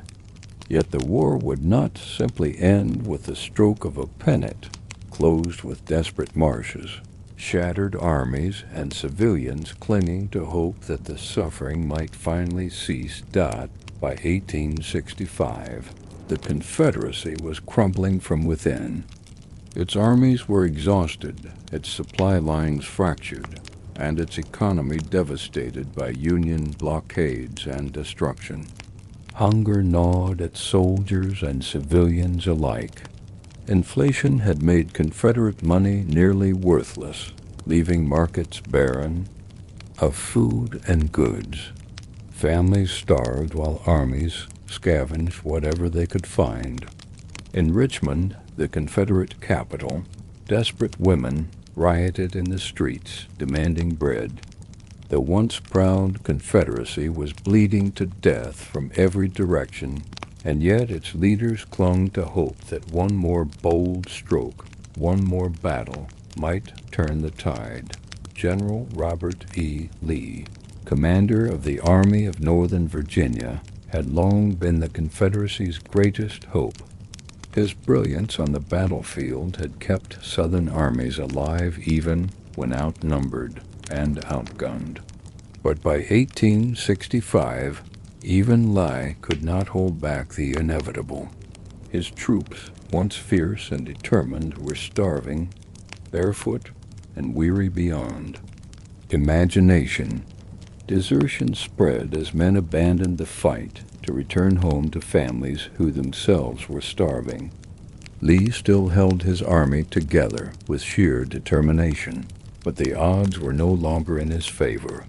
Opposing him was Union General Ulysses S. Grant, who had waged relentless campaigns across Virginia. Unlike earlier Union commanders, Grant refused to retreat after setbacks. His strategy was simple but devastating: grind down Lee's army by sheer force, keeping pressure constant, cutting off supply routes, and striking relentlessly. Grant understood that the North's superior numbers and industrial strength would eventually overwhelm the Confederacy if he simply refused to let up. By the beginning of 1865, Grant's forces had pinned Lee near Richmond and Petersburg, two cities whose fall would mean the collapse of the Confederacy itself. The siege of Petersburg dragged on for months, with trenches stretching for miles, foreshadowing the grim trench warfare of the 20th century. Soldiers lived in mud, plagued by disease, hunger, and exhaustion. The dead littered the fields, while survivors dug deeper into despair. Civilians in Petersburg suffered as much as soldiers. Food vanished, buildings crumbled under shell fire, and families huddled in basements as war raged outside their doors. The city was the last line of defense, but it could not hold forever. In April 1865, Grant launched a final assault. Union troops broke through Confederate lines at Petersburg, forcing Lee to retreat westward. Richmond, the proud capital of the Confederacy, was abandoned.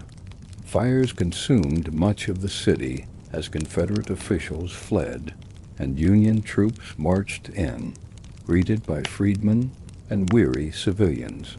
The fall of Richmond was more than a military defeat. It was a symbolic death knell for the Confederacy. The capital was gone, and with it, the last illusion of Southern victory. Lee's army staggered westward, trying desperately to regroup, but Grant pursued relentlessly. The chase became a cruel march of futility. Confederate soldiers, hungry and barefoot, collapsed along the roadside. Some threw down their weapons and surrendered in droves. Lee hoped to link with other Confederate forces, but the Union's net tightened with every passing day. At Appomattox Courthouse, Virginia, the final trap closed. Surrounded and hopelessly outnumbered, Lee faced the decision he had long dreaded: surrender. On April 9, 1865, Robert A. Lee met Ulysses S. Grant in the home of Wilmer McLean, a modest brick house in Appomattox. The scene has become one of the most famous in American history. Lee, impeccably dressed in his gray uniform, carried himself with dignity despite the weight of defeat. Grant, in his mud-spattered Union uniform, looked the part of the relentless soldier who had brought the war to its close. Their meeting was brief, respectful, and somber. Grant offered generous terms.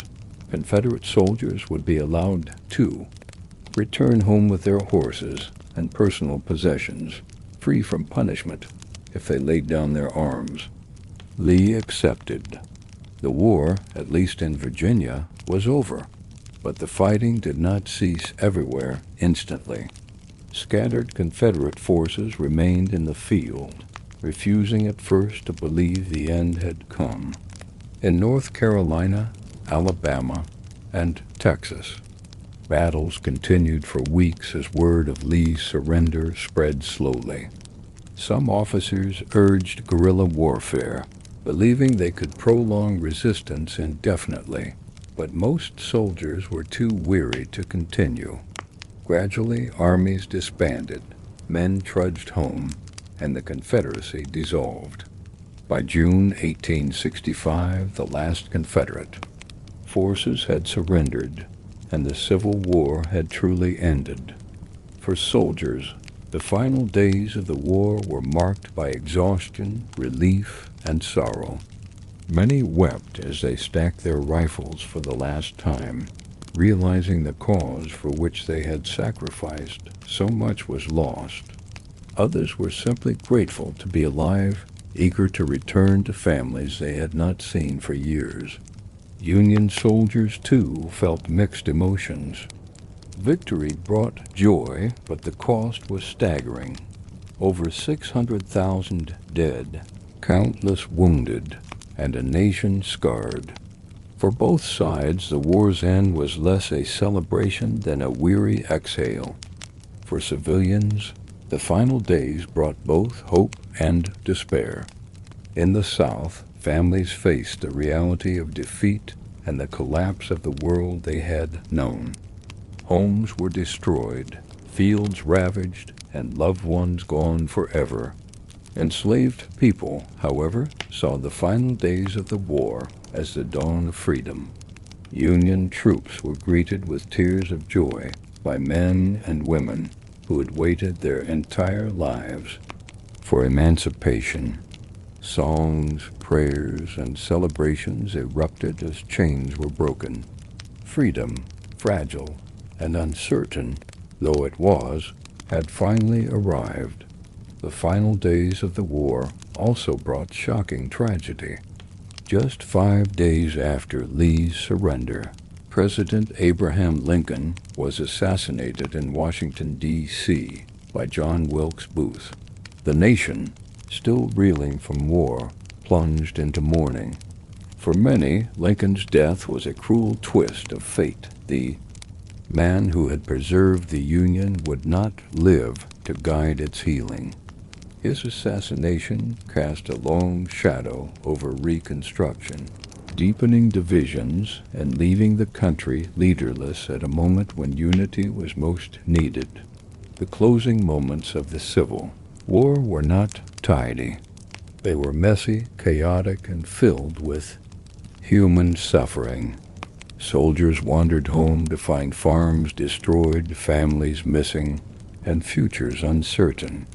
Towns struggled to recover, while bitterness lingered between North and South. Yet within the wreckage there was also resilience. Families began rebuilding. Freedmen pursued education and opportunity, and communities slowly pieced themselves back together. The final days of the Civil War marked both an ending and a beginning. They ended the bloodiest conflict in American history, closing a chapter of violence and division. But they also began the long, painful process of Reconstruction as the nation tried to redefine itself in the ashes of war. The surrender at Appomattox was not the end of the story, but the start of another struggle, the fight to live up to the promises of freedom, unity, and equality. The Civil War's final days left a legacy of sacrifice, resilience, and transformation.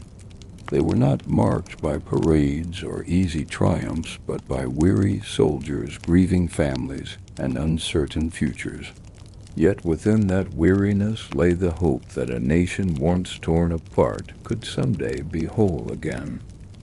The Civil War was not only a clash of armies, it was also a seismic shift in the political foundations of the United States.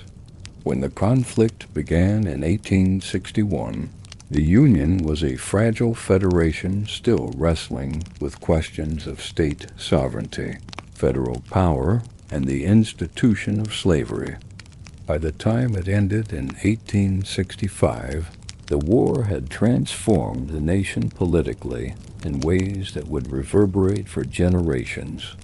The war was fought with rifles and cannons, but its consequences were written into laws, constitutions, and the very identity of America itself. One of the most immediate and profound political consequences was the undeniable supremacy of the federal government over the states. Before the war, debates raged about whether states had the right to secede or to nullify federal laws they disagreed with. The Confederacy had staked its very existence on the belief that states' rights were paramount and that they could withdraw from the Union if they chose. But the Union's victory made one point unmistakably clear. The United States was a single, indivisible nation. Secession was not a right, it was rebellion. The war settled that question in blood, ensuring that the balance of power in the future would tilt decisively toward Washington rather than the state capitals. This centralization of power reshaped the political landscape. Federal authority expanded into areas that had once been considered the sole domain of states, particularly when it came to individual rights and citizenship. The ratification of the 13th, 14th, and 15th Amendments fundamentally altered the Constitution. The 13th abolished slavery. The 14th guaranteed equal protection under the law, and the 15th granted voting rights regardless of race.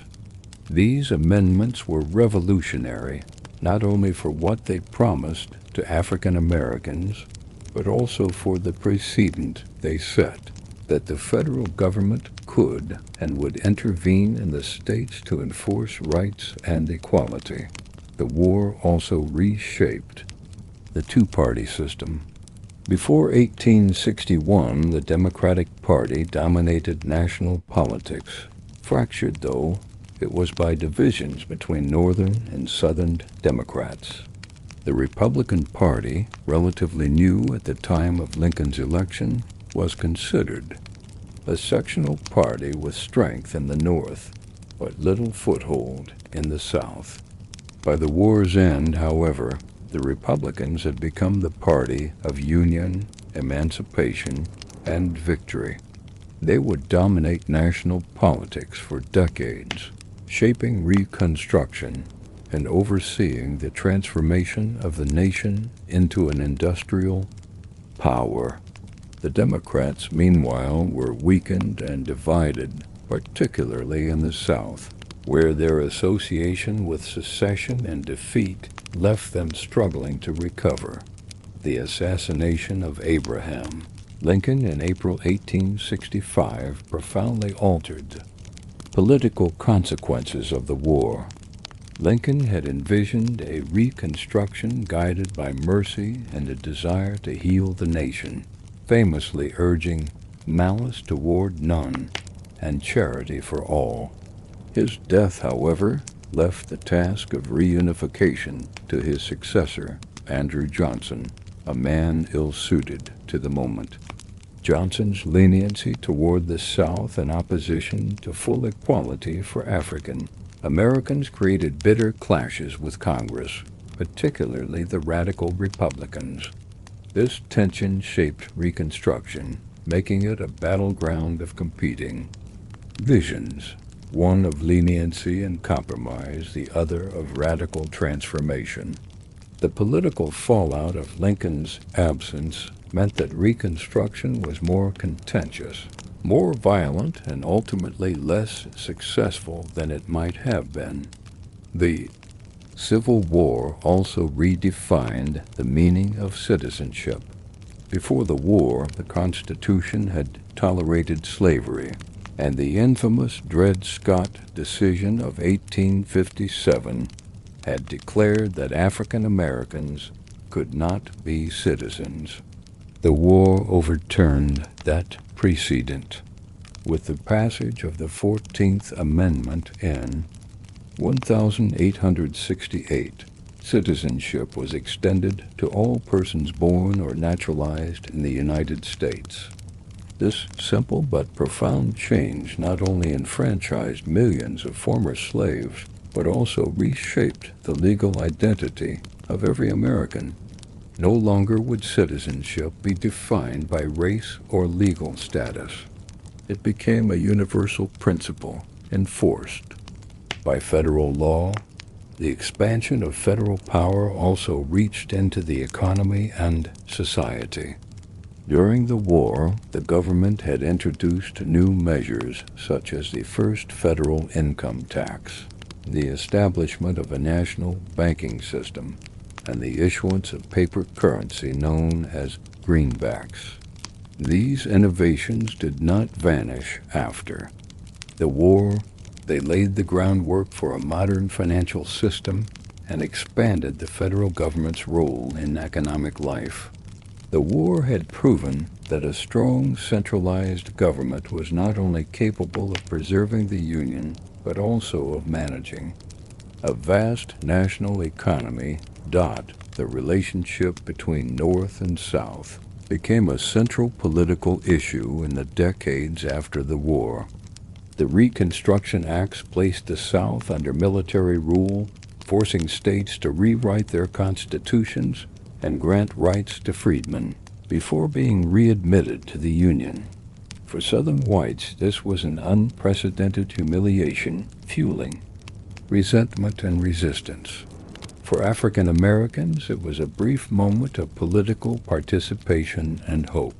Black men voted in large numbers and held public office, shaping state governments in ways that would have been unimaginable before the war. Yet this political empowerment provoked backlash, leading to violence, intimidation, and the eventual rise of Jim Crow laws after Reconstruction ended.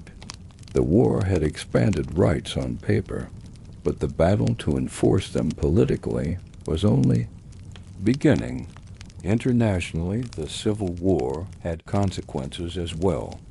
European powers, particularly Britain and France, had watched the conflict with interest, and the Union victory reinforced the idea of the United States as a single, powerful nation.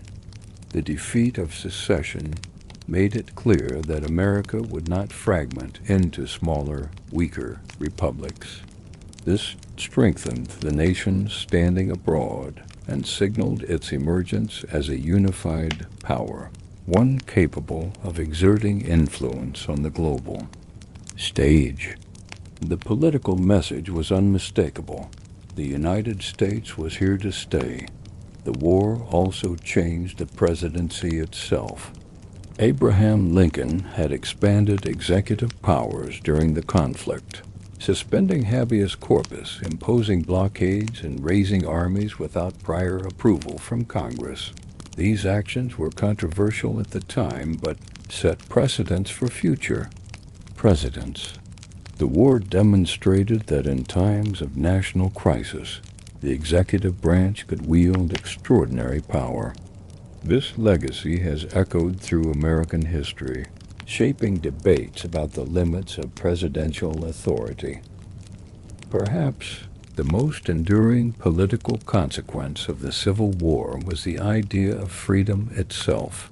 While the Emancipation Proclamation and the 13th Amendment abolished slavery, the question of what freedom meant politically, socially, and economically remained unresolved. The war had transformed enslaved people into citizens, but would they be treated as equals? Would they truly have access to the rights guaranteed by the Constitution? These questions defined Reconstruction and continue to echo into the present. The war's political consequences were not confined to the 19th century. They remain part of America's ongoing struggle to define itself. For ordinary people, the political changes of the Civil War were felt in tangible ways. Freedmen celebrated the right to marry legally, to own land, to go to school, and to vote. Families who had once been property now sought to live as citizens, even as they faced opposition at every turn. Northern workers felt the reach of new taxes and banking systems. Southern landowners watched their political dominance collapse, replaced by a system they despised but could not resist.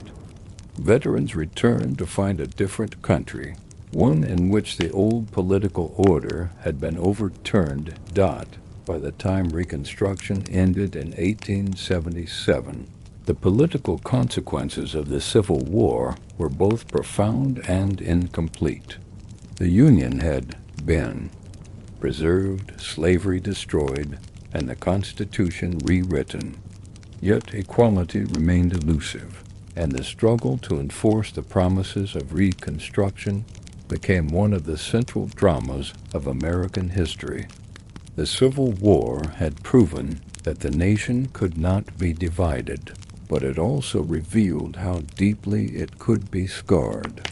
The Civil War's political consequences ensured that America would never be the same again.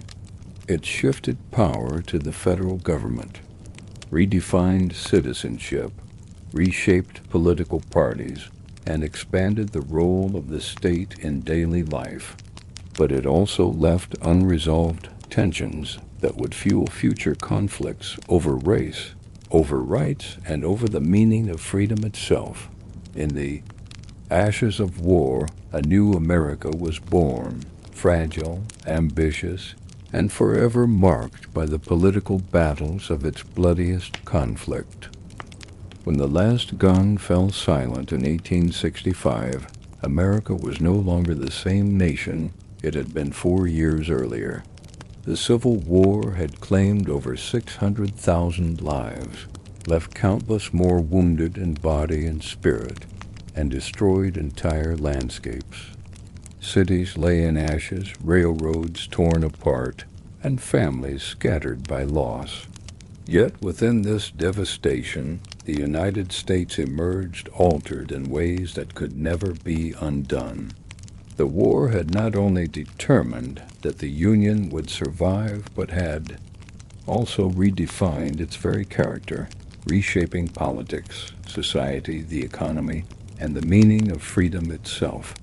It was a turning point that ensured America would never return to what it once was.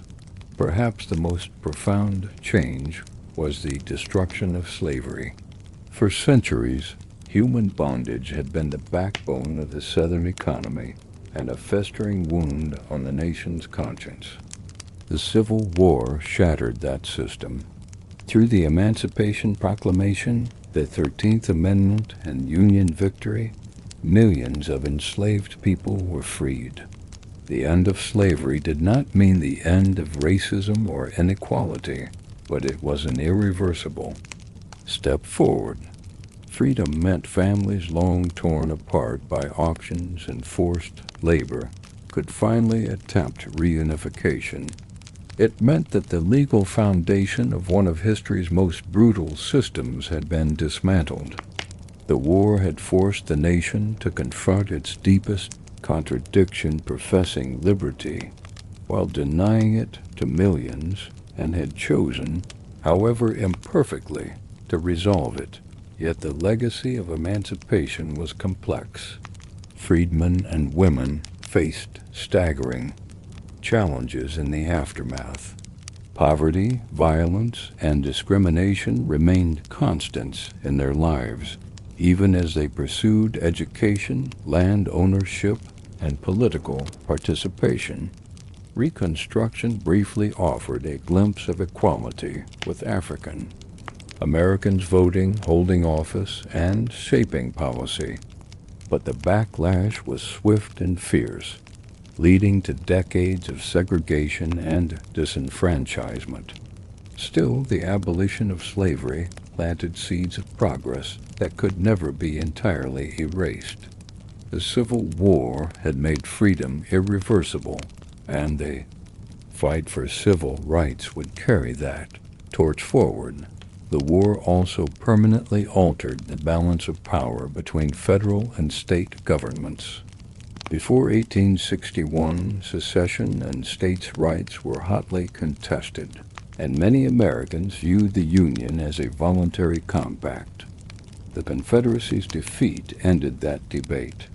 The federal government emerged as the ultimate authority, capable of overriding states when necessary to preserve the nation and enforce rights. This centralization of power would shape the trajectory of American history, from Reconstruction to the New Deal to modern civil rights legislation. The Union was not merely preserved. It was redefined as a stronger, more cohesive entity. Politically, the Civil War reshaped the landscape. The Republican Party, once seen as a sectional Northern party, became the dominant force in national politics for decades. Their association with Union victory, emancipation, and modernization cemented their power. The Democratic Party weakened. By its divisions and its association with the South, struggled to recover. Meanwhile, the presidency itself gained new authority. Lincoln's expansion of executive power during the war set precedents that would reverberate through future administrations, giving presidents greater influence in times of national crisis. Economically, the war accelerated America's transformation into an industrial power. The North, with its factories, railroads, and financial systems, surged ahead, while the South, devastated by defeat and the collapse of slavery, struggled to rebuild. The war had shown the strength of an industrial economy over an agricultural one, and this lesson guided America's path into the late 19th and early 20th centuries. Railroads expanded across the continent, steel and coal industries boomed, and a modern financial system took root. The Civil War, destructive as it was, had forced America to modernize. Socially, the war redefined what it meant to be an American. Citizenship, once tied to race and status, was expanded through the 14th Amendment to include all those born or naturalized in the United States. This was revolutionary, enshrining equality under the law as a constitutional principle.